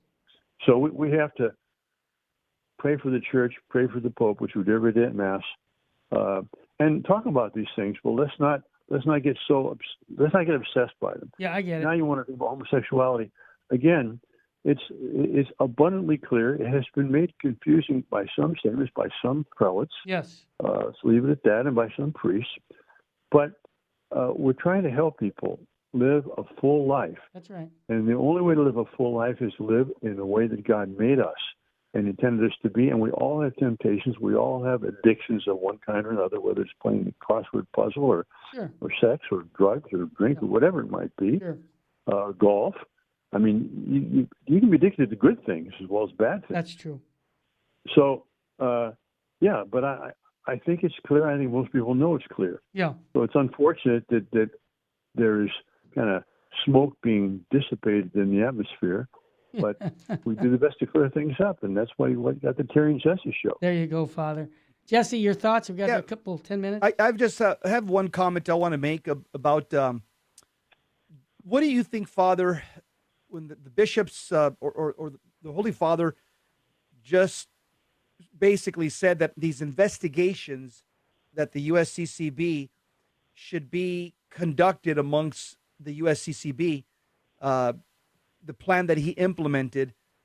And to me, what's interesting is that the Holy Father, when he said that the bishops can investigate themselves, that's not anything new. No. That's precisely the plan that Theodore McCarrick put in place back in 2002 when the sexual scandals initially erupted. And Theodore McCarrick, his plan, well, back then in 2002, it's that the bishops would remain unchecked and uninvestigated and able to escape any form of justice for some of these horrible deeds. And that was in place in 2002, and now it's been implemented now by Pope Francis that it's going to be run by the bishops. They're going to police themselves. Without any lay. Yeah, without any lay involvement. That's what was implemented 17 years ago. We're going back where we started from. Do you think lay people should have the ability to investigate and help our clergy investigate some of the sexual predation within the church, or this should be something done by the clergy alone? It's a very complicated thing because we have to maintain the theological structure of the church, which is the hierarchy, the only ones that actually have authority, to make proclamations on things and therefore to make judgments on certain things.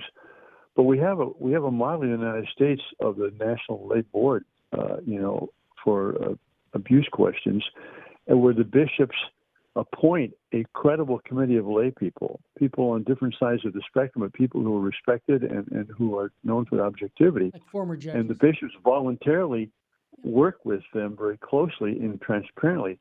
That, to me, does not call into question the structure of the church and the authority of the bishops, but it shows the bishops are working closely with the lay people, especially when lay people are better situated to do some of these investigations. So I do think there should be lay involvement, definitely, and it should respect the hierarchical nature of the church. The Voto Proprio the Pope wrote did add to 2002 in the sense that the restrictions and the requirements for investigating abuse by priests are pretty much what we've had in this country since 2002. However, it's important these are out there for the rest of the world. Then the second thing he did was establish a mechanism by which bishops could be investigated by the metropolitan. Right. I think that's a step forward, and I think Cardinal Supich had that idea, or it came from Rome. That idea was a good idea. So that's, to me, that's all positive. But I agree with you, Jesse. There must be transparent participation by the laity that is done in such a way as to respect the hierarchical authority of the bishops. That has been done in the United States. It can continue to be done. It should be done more, and it should be done in Rome as well, in my view. Father, I totally agree with you, but the problem is that there's got to be cooperation on both sides, and there's just some people that stonewalled. That's exactly what happened. And I know that because the former Oklahoma governor, his name was Frank Keating, he was assigned by the U.S. bishops to be part of this National Lay Review Board, and he ended up resigning. He says because the bishops and not all, many dioceses were not cooperating with him. They were stonewalling him, one of them being the Archdiocese of Los Angeles. And he says, he knows for a fact that many dioceses were just shredding documents as he was trying to assist in this investigation back in 2002. So there's a real problem with the secret society, I believe, that some people have called it the St. Gallen Mafia, the Lavender Mafia, this just network of the pro-homosexual clergy that are not going to cooperate with anybody, and they're just going to pay lip service to these lay review boards. I think that's a real problem in the church right now. It is a problem. I don't deny that. What can we do about it? Yeah, we pray. Father, every Thursday night at the Sacred Heart Chapel, we pray 2 hours before the Blessed Sacrament for our Holy Father, for our priest, for you. Every priest in the world, we pray before our Eucharistic King. And that's the answer. I think, Our Lady of Fatima said something like this. Exactly. Souls are going to hell because there's no one there to pray and make sacrifices for them. So all these intellectual, conversations we're having, I'm all for it. Don't get me wrong about let's find out where we can, do better. But the bottom line for our listeners, I think, is the solution. We got the problem, now the solution. And I think number one is the power of prayer and praying for our leaders in our church. And some people can say, they can complain. My first question to them, Father, is, are you praying for the Pope? Are you praying for the bishops? That's no, good. I'm just saying that. And most of the time, you know what they say? Well, no, they're a bunch of knuckleheads. No. See, attitude of gratitude is welcome just about everywhere. Father, you've got a new book coming out regarding this issue. I heard you on one of the interviews somewhere else, but what's your new book coming out on this topic of the church right now? Can you tell us a little bit about it? Oh, well, let's see. I'm not sure. We have a lot coming out. No, you got a book regarding the issues of kind of the test. You've got some prelates. I forget the name of the book. You mentioned it on something I saw on the internet. You don't recall what it is? It's regarding the scandals and the church? No? I set you up for that. No, I mean, we are coming out with we're publishing one of Karl Ratzinger, Pope Benedict's books on the Western civilization, but we're including that letter he wrote, the 11-page letter. Oh, that's it. That's it. That's the one I heard. Yep. And that because, once again, Pope Benedict, I mean, he's so clear and he's so precise and he's so insightful, but he came around and said, look, the real root of the abuse crisis is in the 60s and 70s when the sexual revolution overwhelmed even the church, and the seminaries' moral theology became corrupted, and the teaching of the church became obfuscated, and we lost our moral bearings, and that's what led to this. I mean, it's obvious, it's clear, but, someone had to say it because it's the elephant in the room. Exactly. And he said it, in a beautiful way. And by the way, you probably saw this article, I forget the woman's name, but she took the 5 dubia that the 4 cardinals had presented. It was awesome. Go ahead. And she took excerpts from the Pope Benedict's letter and showed how he actually answered all those dubia. Oh, it's beautiful. Wow. It takes a woman to do that. I'm sorry. Give him credit. Father Fessio, we want to thank you for taking the time on Ascension Thursday. Really, I really do. And again, people, go to ignatiuspress.com to get your books, videos, new releases. This is something I would encourage you to do on a regular basis. Father, can we get a blessing from you, please? Sure. Almighty God, we ask your blessing on all those who are listening to this show and all those who work to put it on and help to serve the church through the airways. Benedictio Dei omnipotentis Patris et Filii et Spiritus Sancti descendet super vos et maniat semper. Amen. Amen. Thanks again, Father. Appreciate the time. Have a wonderful afternoon. Jesse, wrap it up. Yeah, Terry, just want to say, some people will say, hey, how can you guys be critical of the Holy Father? Yeah. Well, first of all, Canon 212 allows us to have these conversations respectfully. Of course, as I said, respectfully. Yep. Furthermore, Pope Benedict himself has actually said back in 2017, he says that popes might make pronouncements that are inconsistent with the Catholic Church's teaching. Did you catch that? Yep. Is this microphone on? He said it. Pope Benedict XVI says, he warned us, popes might make pronouncements that are inconsistent with the Catholic Church's historic doctrine. That's from Pope Benedict XVI. Yes, what state should we be living in, brother? State of grace. Don't live in a state of mortal sin. Get the confession. Live in a state of grace. Amen. Let's get to heaven. Amen. That's the whole point. Crying. The whole point of Virgin Most Powerful. Up next, actually, I'm just going to say this. I want to thank you again. We have a few seats left for the men's conference. If you want to get them, go to virginmostpowerfulradio.org or call 877-526-2151. Full sheen ahead. Saint Faustina's Prayer for Priests. O my Jesus, I beg thee on behalf of the whole Church, grant it love and the light of thy Spirit, and give power to the words of priests, so that hardened hearts might be brought to repentance and return to thee, O Lord. Lord, give us holy priests. Thou thyself maintain them in holiness. O divine and great High Priest, may the power of thy mercy accompany them everywhere, and protect them from the devil's traps and snares, which are continually being set for the souls of priests. May the power of thy mercy, O Lord, shatter and bring to naught all that might tarnish the sanctity of priests. For thou canst do all things. Amen. Virgin most powerful, pray for us.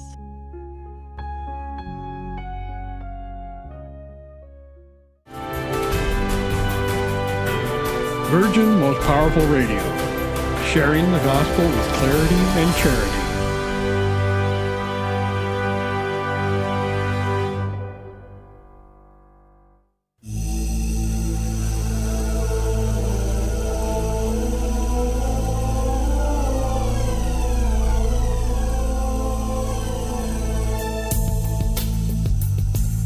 Virgin Most Powerful Radio is pleased to present Church of the Masses with award-winning Catholic columnist, screenwriter, and media consultant, Barbara Nicolosi.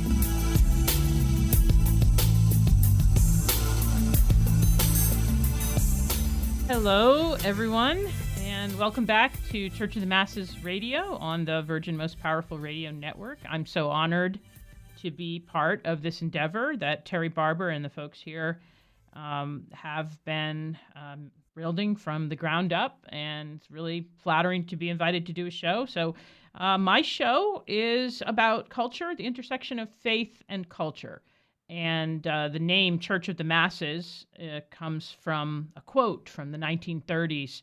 It was a theater critic who said that movies are the new church of the masses. They are places where people sit in the dark and watch people in the light tell them what it is to be human.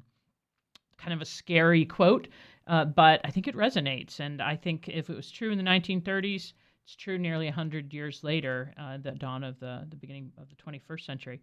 So my aim here on this show is to talk about things of interest to people of faith as regards to culture. We talk about news, and we're going to talk about a whole bunch of things that are in the news this week. But my bigger aim is to kind of spread some hope in the church as regards media and culture. My sense is that too many of us perceive the culture as being basically in the hands of the darkness, in the hands of the devil, that our place as Catholics in the 21st century is to just ward off everything new, and that we are meant to kind of just basically kind of jump into a cave and put the walls, the doors up and block lock everything that's coming in. This is not what I believe. And I think that I can justify using teaching of the church from Inter Mirifica at Vatican II on to 40 years now of World Communications Days, speeches by the Holy Fathers, that the church is exhorting us to take our place in the marketplace of ideas, continually saying that if the church doesn't have a voice in the film industry, in the television industry, in radio, in the internet, then we leave these things to really be in the hands of darkness and the devil. And so my goal here is to encourage you all to find a way to get involved or to encourage someone else who is. And so one of the things I do every week is try to bring on somebody who's doing it in whatever level. We're really happy to have a filmmaker going to be with us today for a couple of segments talking about his new movie project that's coming up. But the idea here is to say, we've got to get better at this. We have to throw our hats in the ring. And so my sense is that if you hear about more and more people doing it, then that will encourage us all to either be someone who is making stuff or somebody who is praising stuff and contributing to other people making stuff. So that's the point of our show. So news. We're supposed to talk about news this week, and I had a whole bunch of things lined up, and then I had to read just yesterday about Netflix and Disney speaking out against Georgia's pending abortion law. Now, if you haven't been paying attention, there's been a surge on both sides of the abortion issue. Red states passing laws that are more and more called heartbeat laws, So this is if you can detect a fetal heartbeat, then abortion will be prohibited, and imposing as many restrictions as they possibly can. The Alabama law and the Georgia law were both tailored to flag the Supreme Court case, right? So a lot of people are saying, "Oh, these laws are too extreme." They're missing the point. The point of the heartbeat laws, the point of the Alabama and the Georgia laws, are to get to the Supreme Court. As soon as Kavanaugh was put on the court, the Right to Life movement said, we've been waiting for this for 50 years. We've been waiting to have a vote that 5-4 a majority on the Supreme Court. There's a reason the Kavanaugh fight was so ugly. It's because both sides understood the stakes. And so you're seeing these heartbeat laws on the right to ban abortion. And then as a reaction, on the left, the blue states are passing laws that are rolling back any restrictions on abortion. So the Illinois law now that is going to be passed, it removes any prohibition against what's called partial birth abortion. It removes prohibitions against people that may not be qualified to perform abortions. We're seeing that in several of the laws that are being introduced, and that nobody has to be a doctor anymore to perform abortions, even late-term abortions, which really begs the question of, well, I thought abortion was supposed to be safe. It doesn't seem very safe to do a major procedure like that if you don't have a medical degree. Having said that, this is what's going on right now. So Hollywood, of course, has been jumping in this fight. They just can't resist any time there is any kind of a political discussion going on. The entertainment industry feels that they are being gypped if they aren't being the one who is leading any kind of social trend. They feel it's their job to be the people who are the influencers. And so consequently, there have been fury coming out of Hollywood over these right to life laws, especially. People like Alyssa Milano, the once erstwhile raised Catholic actress who played a witch on Charmed, among other things. And she's kind of the leader of the actors who are screaming for revenge against Georgia and Alabama for daring to pass fetal heartbeat laws. So now we see Netflix has gotten involved, and Disney. So the head of Disney, Iger, his name is, said it's going to be very hard for Disney to, his name is Bob Iger, it's going to be very hard for Disney here to work in these places. But he says, I think many people who will work for us won't want to work there. So he's being a little more muted in his response, but still giving a signal to his friends in Hollywood that he's going to jump on board this in some way. Now, Netflix is much more problematic. So the chief content officer, Ted Sarandis, said this week, we have many women working on productions in Georgia whose rights, along with millions of others, will be severely restricted by this law. It's why we will work with the ACLU and others to fight it in court. So should it come into effect, we'd rethink our entire investment in Georgia. So what do we do here? I was called yesterday by a wonderful man who does website work, and he said, I think we'd start a website to begin a movement to boycott Netflix, that everybody who's pro-life, everyone who's Christian, everyone's Catholic should be challenged to boycott Netflix.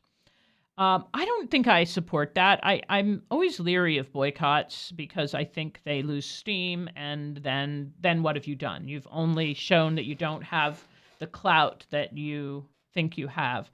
I think a better thing to do is for us to mobilize a response to Netflix and possibly Disney, but Netflix is the one right now who I think is more vulnerable. I think we need to mobilize a response to say, Netflix, this is very dismaying to us, and we have been putting up with a lot of things from you. Some softcore porn content, a lot of LGBTQ overt content, kind of things that our kids could see without our approval or consent. But this one now of using the clout and the money that we've invested in you to, in fact, fight against our values in this area is something that we're very, very dismayed about, and it could be something that would make us all not re-up our subscriptions to Netflix. So I think before we go and do a boycott, we communicate with Netflix to that effect. So I'm going to encourage everyone in my audience to get on, first Google the article from Forbes.com. Just Google Netflix and news and abortion, and you will read the article so you can see the statement. And then go to Netflix website or call them up and tell them that you would be very hard-pressed to continue supporting Netflix with your financial contribution if they persist in punishing the states of Georgia and Alabama, soon to be Missouri, for passing pro-life legislation. So that's what I'm going to encourage us to do. I do think that once you tell people we're canceling our subscription or we're never going to watch you again, then you lose any impossible impact.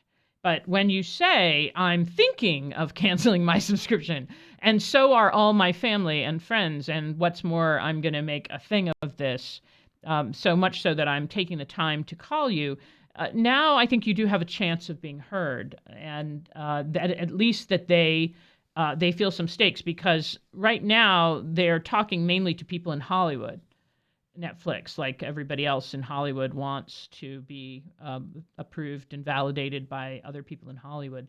But they're not thinking of their audience that they might be alienating. And the thing is, Netflix, you're not the only player out there. We can turn on Amazon Prime. We can watch Hulu. More and more places are starting up their own streaming. You are huge now, but you may not always be. And if you lose arguably 50% of your audience by this kind of political alienation, then you won't be Netflix for long. So I think that there is a way to let them know that they should stay out of politics. And that's not why we tune into them. That's not why we've made them huge, because of their political opinions. So that's what I'm going to say about it for now. Stay tuned. As the response grows, we'll see if, in fact, we might have to tighten the noose a little more there with Netflix. But right now, I'm opposing a boycott, but I am absolutely encouraging everybody to get on the phone and call Netflix and tell them that you are pro-life and you resent their trying to coerce red states from pro-life legislation. We'll be right back. Stay tuned.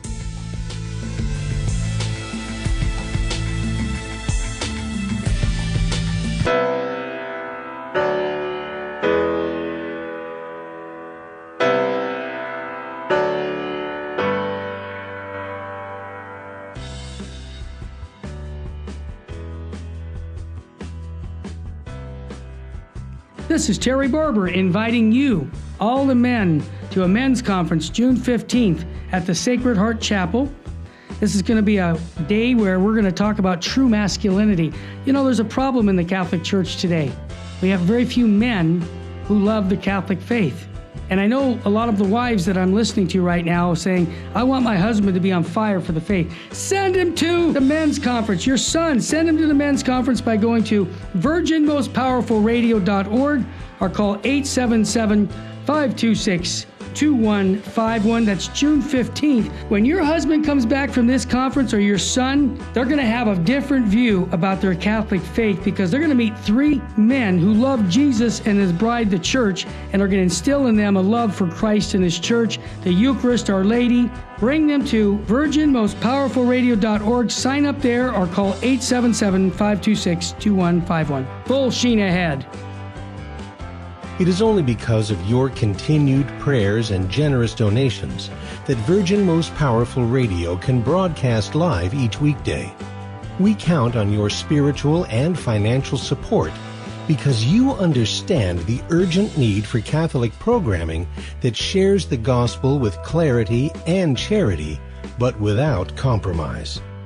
Please prayerfully consider becoming a monthly donor.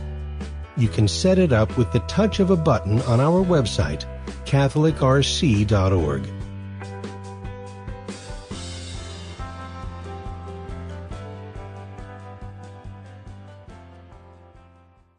Buying or selling your home or your business property? This is Terry Barber. Real Estate for Life underwrites the Terry and Jesse Show.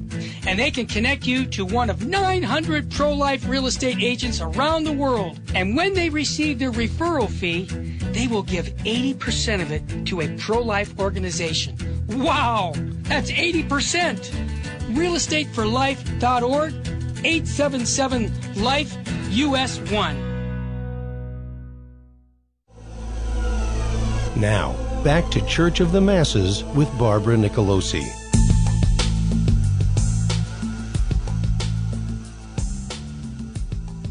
Hello again, and welcome back to Church of the Masses. I'm always amazed how fast time passes in radio. You think, oh, I got a whole hour, and then, well, now we have 45 minutes. So here we are with our second and third segment. I'm going to interview my friend, Chris Foley, who's calling in from Tennessee. And Chris and I go way back to the first year of Act One. But Chris is a filmmaker, an editor, a writer, many things, and a very devout Catholic. And so let's start this conversation about his project. Hey, Chris, how you doing?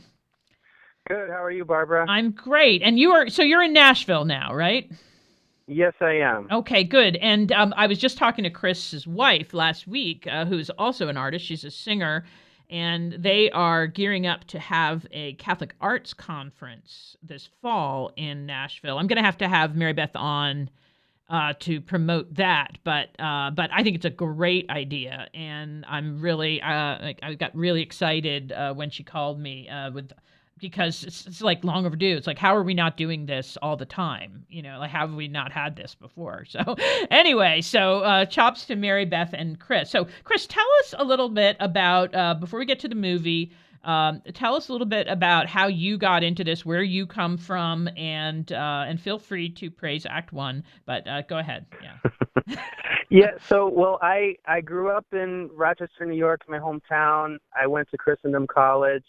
And I kind of wanted to go to film school earlier, but my dad's like, get your liberal arts degree first. So I went to film school afterwards and got a master's in film and video, and moved right out to Hollywood, wanting to write and direct, but I was working as an assistant director and an editor.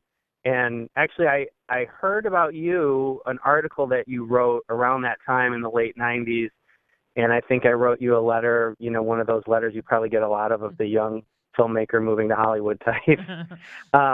And I admired your article. And then separately, I heard about Act One, not realizing that was kind of your brainchild. And when I heard it was for Christian movies, at that time, the big Christian movie was Left Behind, and I was like, well, I don't really want any part of that. Mm-hmm. And then I didn't think Act One was for me because I didn't think that type of movie only kind of spoke. It was kind of like preaching to the choir. And I wanted to do films that reached, like the title of your show, Church of the Masses, reached everyone kind of from our worldview.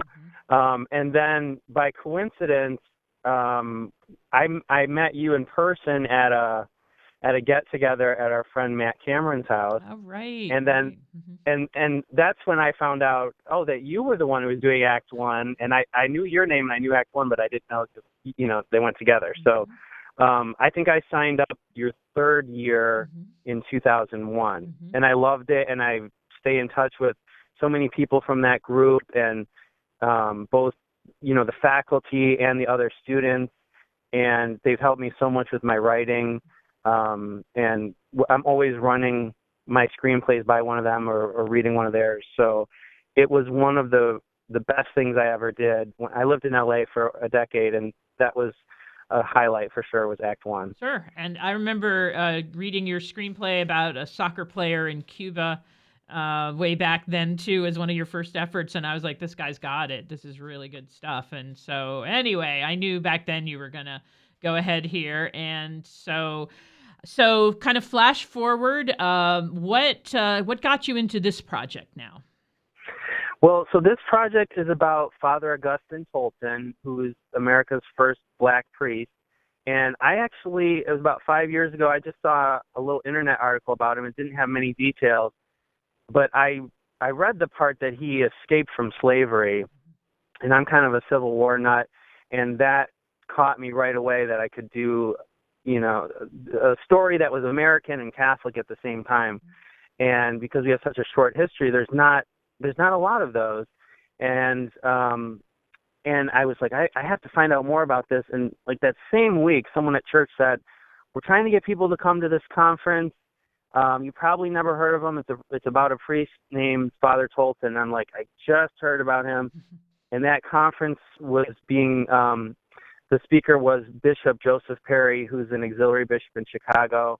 And so I went to that conference and kind of got the full story, and I walked right up to him afterwards and told him I was going to do a movie about it.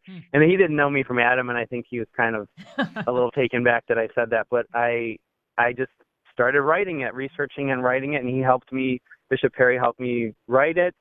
And then we decided to kind of get it on its feet by doing a short film to go along with the screenplay, because as you know, getting an independent movie off the ground is a challenge. They kind of want to see what they call a proof of concept. So we did a short film, and we're marketing that now along with the screenplay to try to get it turned into a feature. Sure. And you've had good luck getting it in festivals, haven't you, the short film? Yes, we've been in a few festivals, and that's been helpful getting it out there. We also targeted some film marketing events to kind of, because we're looking for co-producers and investors to turn it into a real feature that's not, just some low budget attempt. We want to hopefully get a theatrical run with it. So sure. We're going to talk about that crowdfunding effort because it's really interesting, and we're going to get there. But let's just talk a little bit about the kind of process. So besides the fact that it's about, you said it was a Civil War thing and intersection of Catholic and American, but what was it about the man, Father Tolton? Because, I've been doing some reading to get ready here, and it's like quite an extraordinary individual. So like what is in the movie, what's his transformational arc that you're going to take on here? Right. So, Father Tolton, as I said, he started out as a slave, and he escaped in the middle of the Civil War when he was a child. And then he lived most of his life then in Illinois, but just faced so much discrimination there. And he just was, he's a priest, so he's an alter Christus, but he carried his cross his whole life for the bigotry that he faced. And I think the way I've read his life, not every biography lays out like you want a story and a script to lay out, but what I see in it is that he, a lot of his arc was kind of sacrificing his own will to do God's will. And he had a very strong inclination because of the bigotry he faced to leave America. And he wanted to just become a missionary to Africa. And that wasn't really how it turned out. And so I kind of look at him as a hero just for, doing what Christ did at the agony in the garden and saying, thy will, not mine.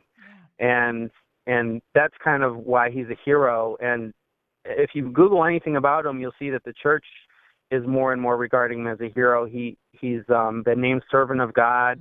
He will probably be named venerable, which is just 2 steps below sainthood this year. Wow.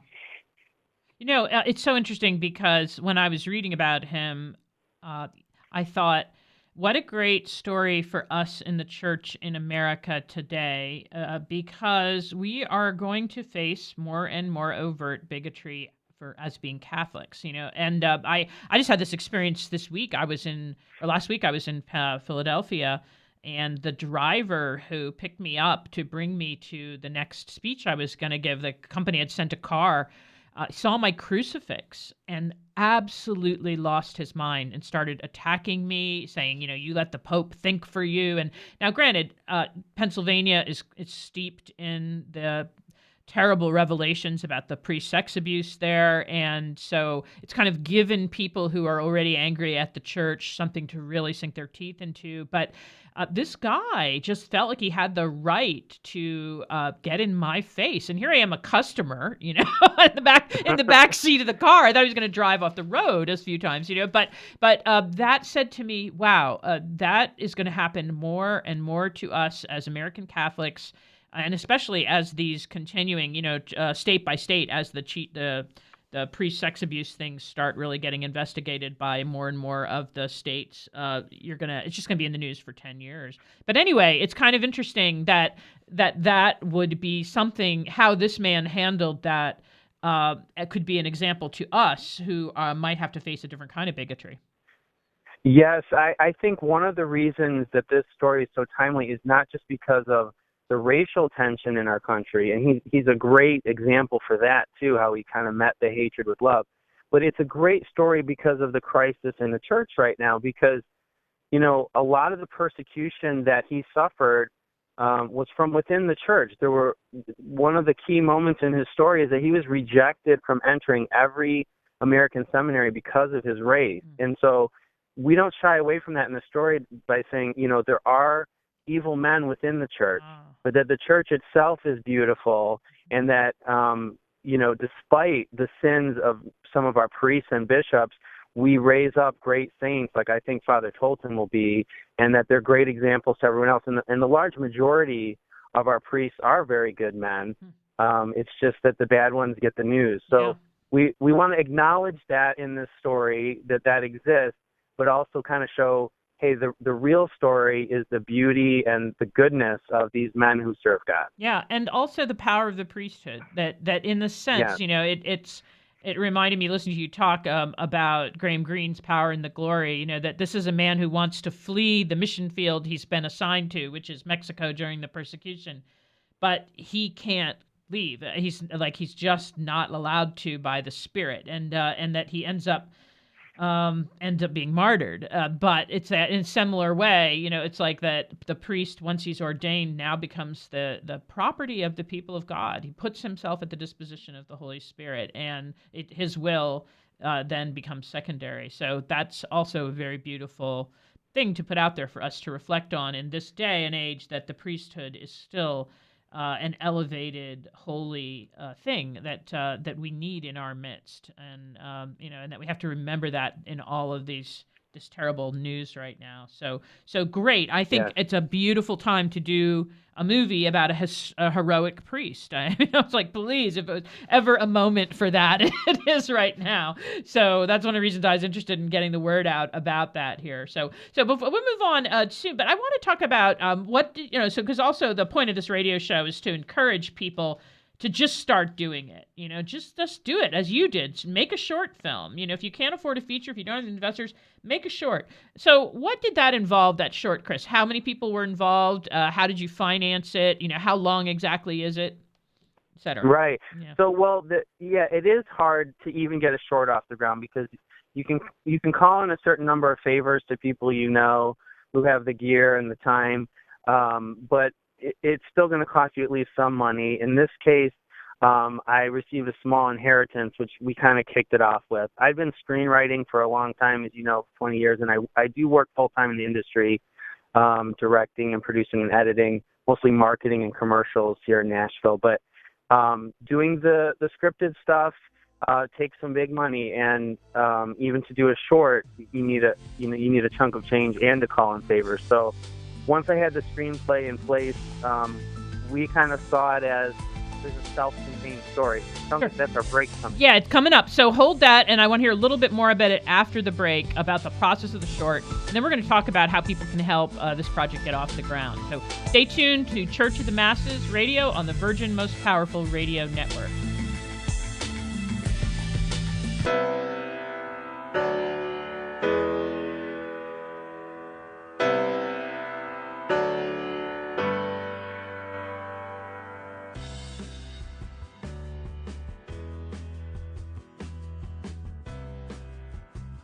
This is Terry Barber inviting you, all the men, to a men's conference June 15th at the Sacred Heart Chapel. This is going to be a day where we're going to talk about true masculinity. You know, there's a problem in the Catholic Church today. We have very few men who love the Catholic faith. And I know a lot of the wives that I'm listening to right now saying, I want my husband to be on fire for the faith. Send him to the men's conference. Your son, send him to the men's conference by going to virginmostpowerfulradio.org or call 877-526-2000. 2151. That's June 15th. When your husband comes back from this conference or your son, they're going to have a different view about their Catholic faith because they're going to meet 3 men who love Jesus and his bride, the church, and are going to instill in them a love for Christ and his church, the Eucharist, Our Lady. Bring them to virginmostpowerfulradio.org. Sign up there or call 877-526-2151. Full sheen ahead. It is only because of your continued prayers and generous donations that Virgin Most Powerful Radio can broadcast live each weekday. We count on your spiritual and financial support because you understand the urgent need for Catholic programming that shares the gospel with clarity and charity, but without compromise. Please prayerfully consider becoming a monthly donor. You can set it up with the touch of a button on our website, catholicrc.org.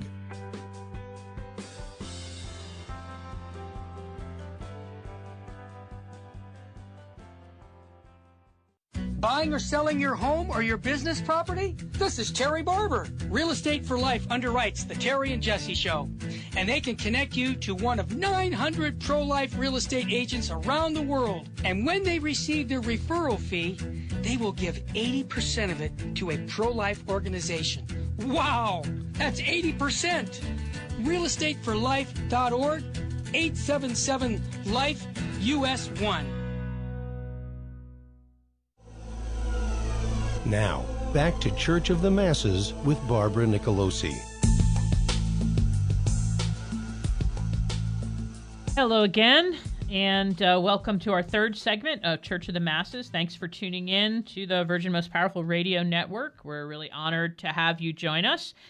We talk about the intersection of faith and culture once a week here on Church of the Masses, and one of the things I do is identify filmmakers who are out there who are doing it, filmmakers, web series makers, short film makers, whatever they are, people who are making media and culture instead of just sitting on the sidelines complaining about it.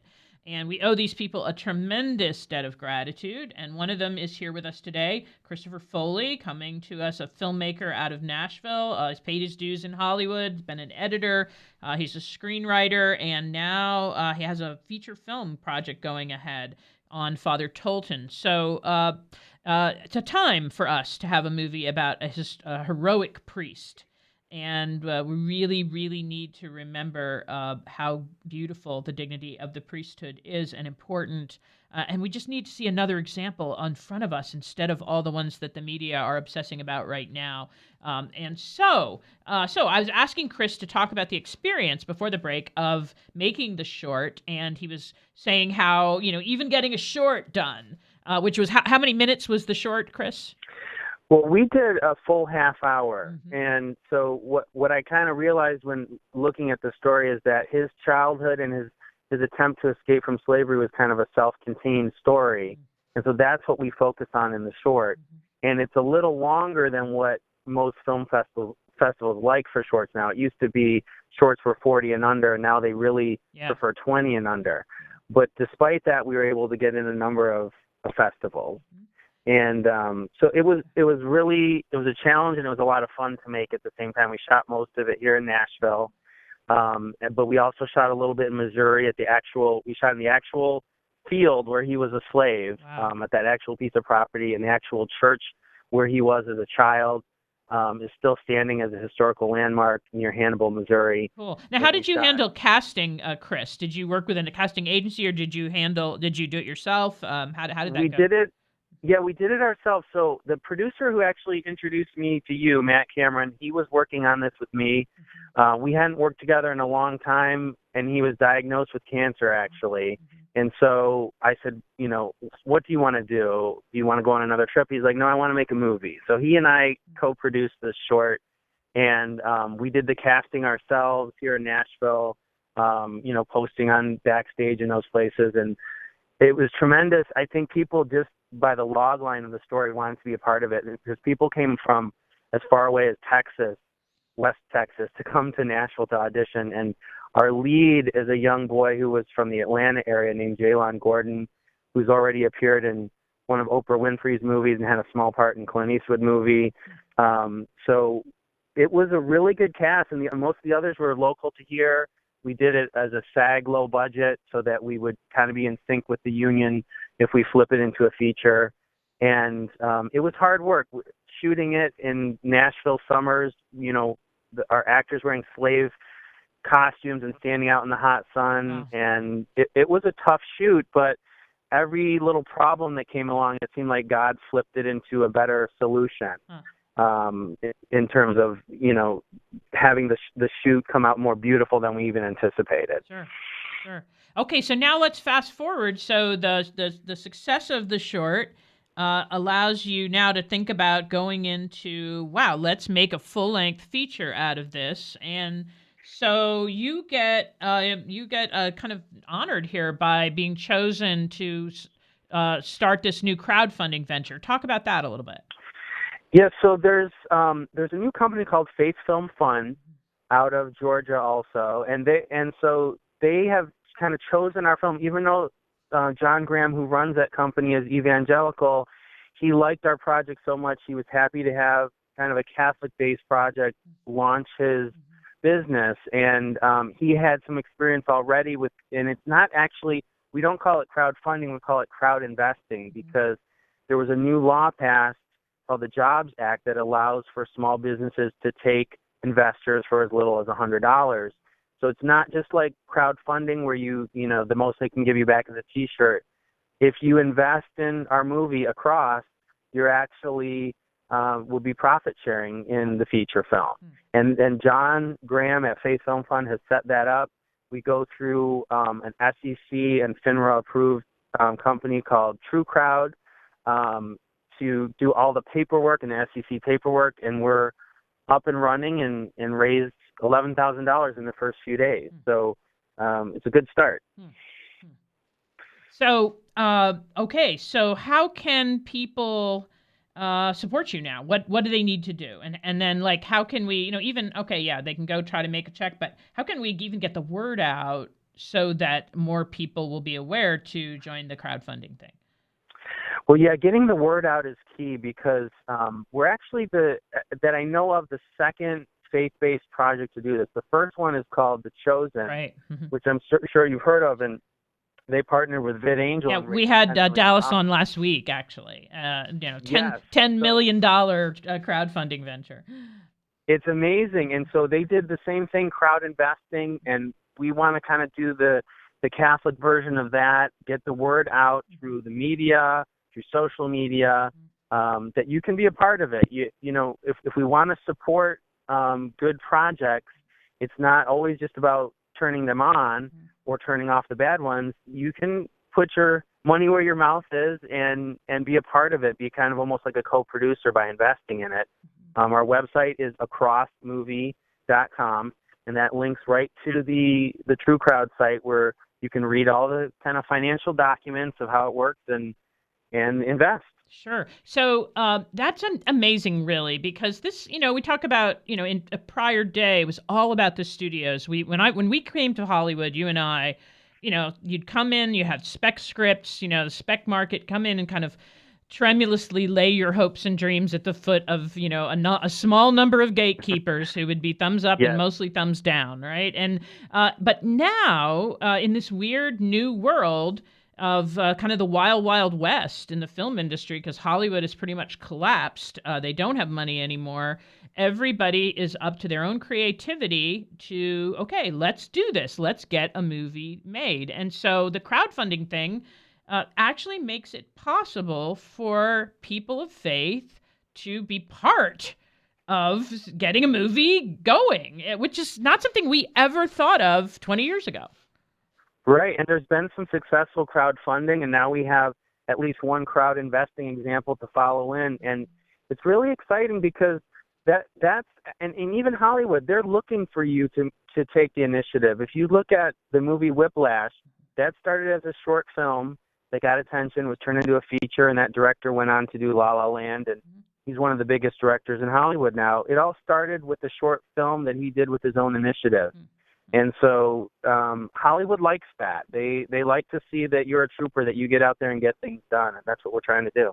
Great. So again, it's acrossmovie.com, and people can go there and support the project. But I'm going to really challenge the audience to let's make Father Tolton a thing, right? Like, so start writing articles for local newspapers or for your parish bulletin, and then mention there is a film project about him that's going, and share it on Facebook, share it on MeWe, share it on Twitter that you're aware of this man, and let's start to make him a thing so that we can build a momentum for the project.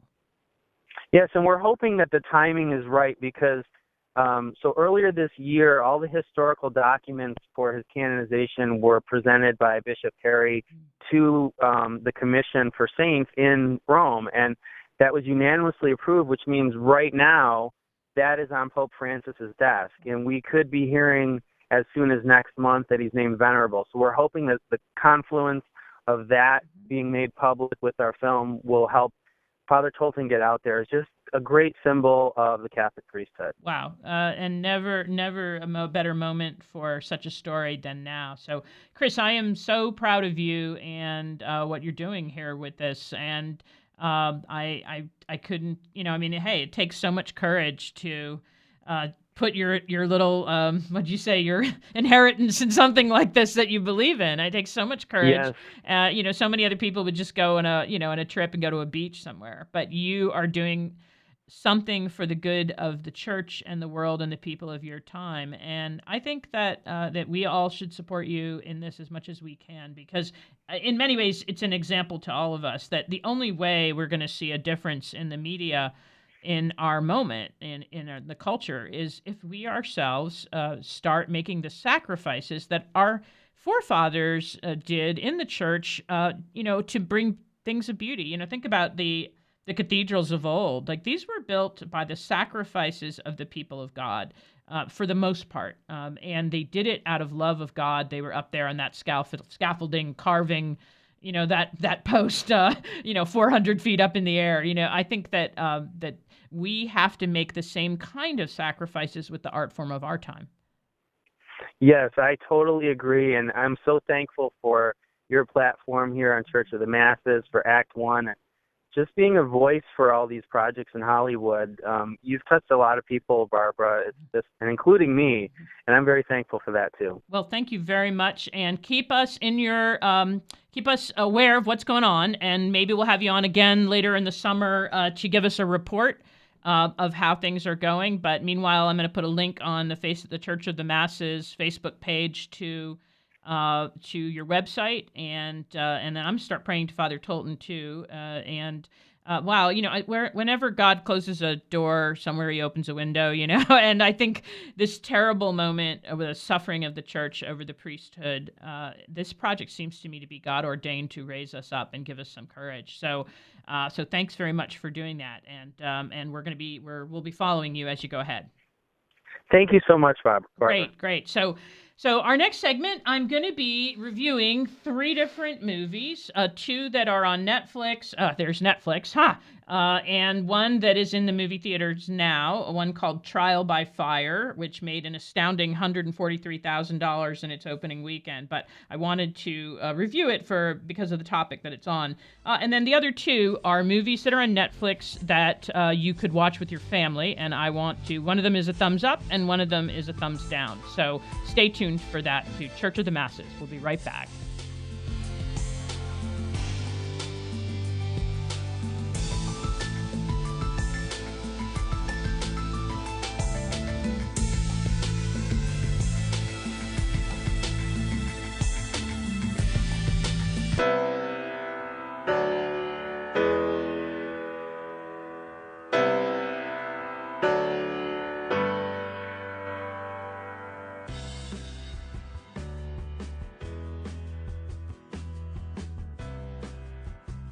This is Terry Barber inviting you, all the men, to a men's conference June 15th at the Sacred Heart Chapel.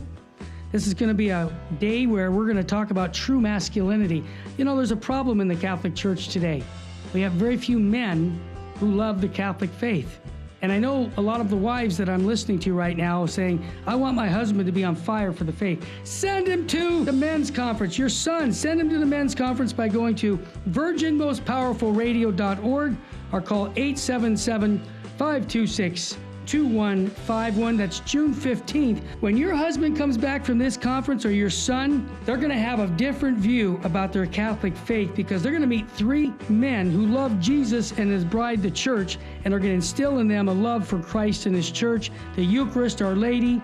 Bring them to virginmostpowerfulradio.org. Sign up there or call 877-526-2151. Full sheen ahead. It is only because of your continued prayers and generous donations that Virgin Most Powerful Radio can broadcast live each weekday. We count on your spiritual and financial support because you understand the urgent need for Catholic programming that shares the gospel with clarity and charity, but without compromise. Please prayerfully consider becoming a monthly donor. You can set it up with the touch of a button on our website, catholicrc.org.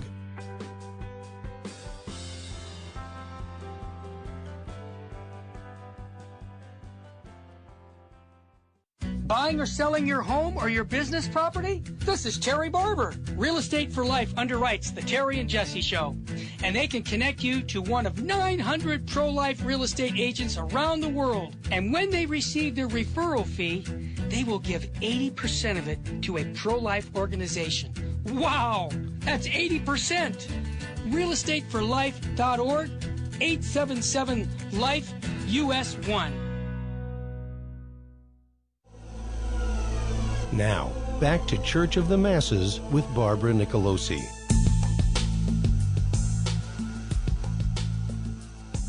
Hello again, and here we are in the last segment of our hour for this week.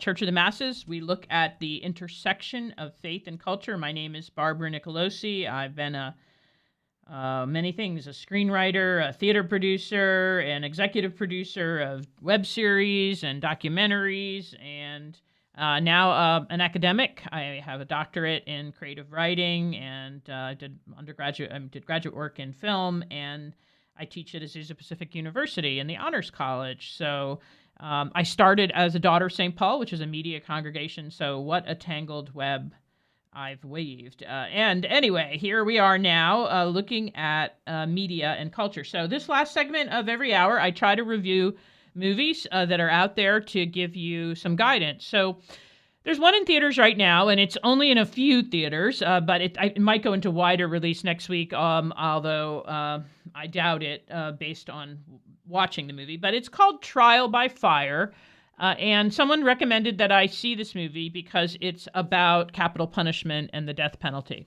Trial by Fire is based on the story of Todd, what's his name, Cameron something, Willingham in Texas, who was convicted for murdering his 3 children by fire. So what happened was the house got on fire and it was burned to the ground. He gets out, but the 3 children that he was babysitting there, his kids, die in the fire. And the state of Texas found him guilty of murder based on a forensics that showed that there was gasoline in the house and that he must have burned them to death intentionally. And also he had, been a wild young man and had satanic symbols around the house, kind of very, very white trash guy. And so this allowed people to scapegoat him very easy. And so the story is that he gets trial kind of just rammed through, and the jury isn't even out for an hour. They find him guilty. They give him death, and then he's put on death row for about 12 years while he goes through the appeals process. And then a character played by Laura Dern starts writing to him, or he writes to her, and then she writes back, and basically she goes on a journey to figure out if he was railroaded, and finds out indeed that the evidence was deficient, that the witnesses, several of them, had been coerced and bribed, and then finally that the whole forensics report of the fire was in fact false. and that this was an innocent man. He really didn't do it. He did not set the fire. But the story goes on. If you know, it's what happens. I don't want to give the final spoiler. But anyway, so the issue of the movie is the death penalty is unfair. It's unjust, especially to the poor.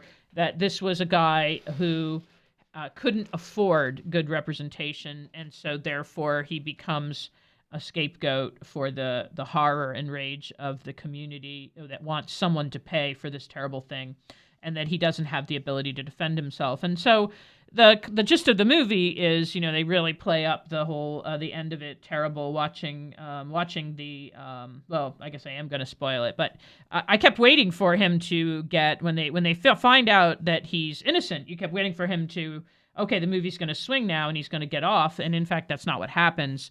The evidence that is brought forth is basically suppressed or ignored, and he gets executed anyway. And so you have to watch that happen, knowing that this is an innocent man. So, and then the movie kind of ends with the screen saying 168 people have been saved on death row at the very last minute by new evidence coming forward that would have died. So we know our church has been pretty strong saying that this remedy of capital punishment needs to be only in very extreme cases. John Paul II allowed it only in very where there was incorrigible, no way to protect society from the people, the criminal here. And then, of course, Pope Francis has recently said it's absolutely inconsonant with modern civilized life, where there's no need to do it. And in fact, the Catholic Church opposes this, which has been kind of controversial statement because, in fact, the Church has permitted capital punishment in the past. But so anyway, I think that the movie has its heart in the right place. The movie Trial by Fire. But unfortunately, it just doesn't have enough story. They foreground the fire and in the first 2-3 minutes of the movie, and then it's all talking for the next 2.5 hours. It just goes on and on and on, and it's very earnest, and it's very.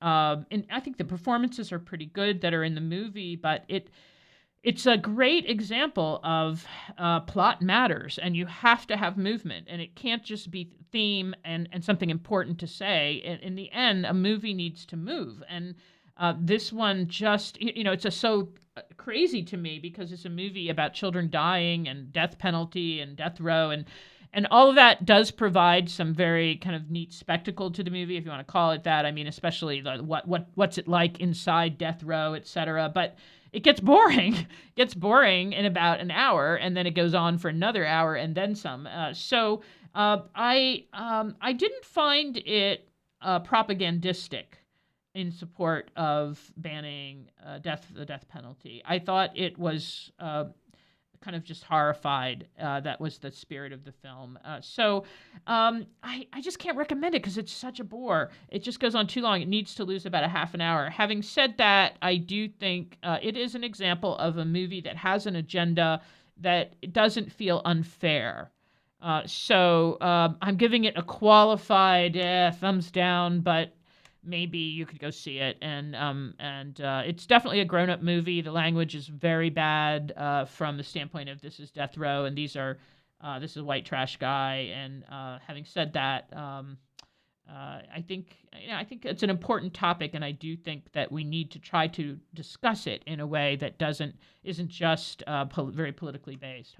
I want to give two other recommendations, or one recommendation and one not, of movies that are on Netflix. So one is called Beautiful Boy, and this was a movie that starred Steve Carell and Timothy Chalamet and Maura Tierney, and it's about drug addiction, and it's about the family of a drug addict and what they go through more than it is about the drug addict. And I just found the movie very hard to watch, very tedious, because it's the same scene over and over and over, which is a family being continually shocked, horrified, let down, lied to by the addict that they love. And the movie didn't have much to say. Except, finally, the Steve Carell character played by the father says, "I can't help anyone." And that's what I had to learn. And it's just like, yeah, no, I don't think that's what you learn. I don't think that's true. It's just you're helping him the wrong way. And so in the end, it's always disappointing when a movie gives a character internalize a lesson that is actually problematic. And so the performances were good, but it just, again, not enough story. And even with, it's about this is a drug addiction, and you'd think that there would be just enough fascination in it, but there isn't. Still need choices, still need a transformational arc, and the arc here is very slight, and in the end, I think it's wrong. So I'm going to say down on Beautiful Boy. One that I do want to recommend is called Instant Family, and I missed this when it came through. It stars Mark Wahlberg and Rose Byrne, and it's about a family that fosters 3 kids, and then how their experience there. It's a comedy. It's very irreverent in some places, in terms of not irreverent towards God, but just in terms of political correctness. But I laughed really hard at this movie, and I thought it actually was a beautiful treatment of the foster system. There's an article which I want to recommend people read called What Mark Wahlberg's new movie Instant Family Gets Right and Wrong About Foster Care, and it's by Christy Tennant Crispin, and it's in November from last year. But she's like, I've been fostering kids for 5 years, and she looks at this movie from that standpoint, and she says it's mostly very funny and right on and very beautiful and a great thing. And the only thing she takes issue with in the film is that she wanted to see the original birth mother play more of a role in the movie than she does. But overall, she says this is a great film. And I think that I want to recommend it too. I think that there are 500,000 kids in America in foster care. The statistics are horrible. If a child comes of majority in foster care in the United States, the chances are like 80% that within 2 years they will be in jail. Or on the streets. It's a tremendous failure, the foster system in this country. But mainly, they need good families. And one of the things that's always being thrown at us as pro-lifers is that we don't care about kids after they're born. I don't think that's true, but I do think it's something that we could take to heart and say, how many more of us could open our hearts and our families to kids who are falling through the cracks in this terrible culture where of permissiveness and the sexual revolution has left so many kids hanging. But the movie breaks your heart in some places, makes you laugh.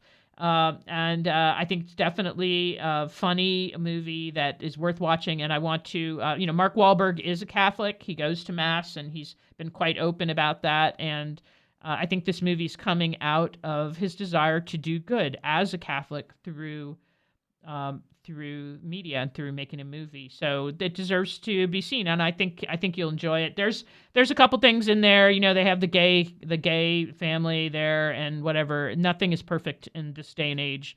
But notwithstanding that, I do think the overall message of the film is good, and the comedy is funny, and I would like to put this movie out there wider so that it would make people actually consider getting in the foster system. And my sister has fostered 2 children and now is adopting one little boy, has adopted one little boy through the foster system. And it's been a tremendous blessing to them. And I think there's almost nothing greater you could do than open your home to a child that doesn't have one, and give them love, and kind of in a selfless way, because you don't know how long you're going to have them in the foster system. But children need loving homes, a safe, secure, loving home. So this movie is about that. It's called, again, Instant Family, and I am going to give it a thumbs up. So thumbs up for Instant Family, thumbs down for Beautiful Boy,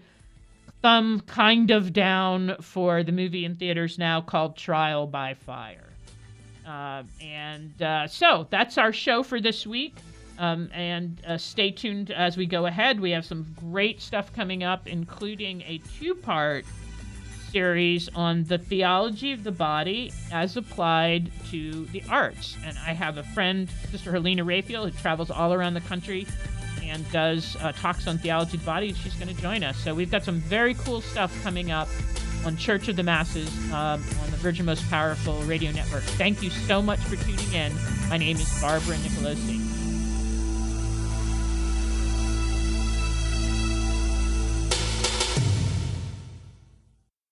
Saint Faustina's Prayer for Priests.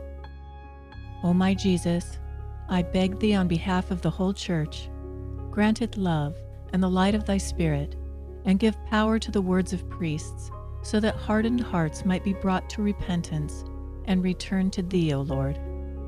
Lord, give us holy priests. Thou thyself maintain them in holiness. O divine and great High Priest, may the power of thy mercy accompany them everywhere, and protect them from the devil's traps and snares, which are continually being set for the souls of priests. May the power of thy mercy, O Lord, shatter and bring to naught all that might tarnish the sanctity of priests. For thou canst do all things. Amen. Virgin most powerful, pray for us.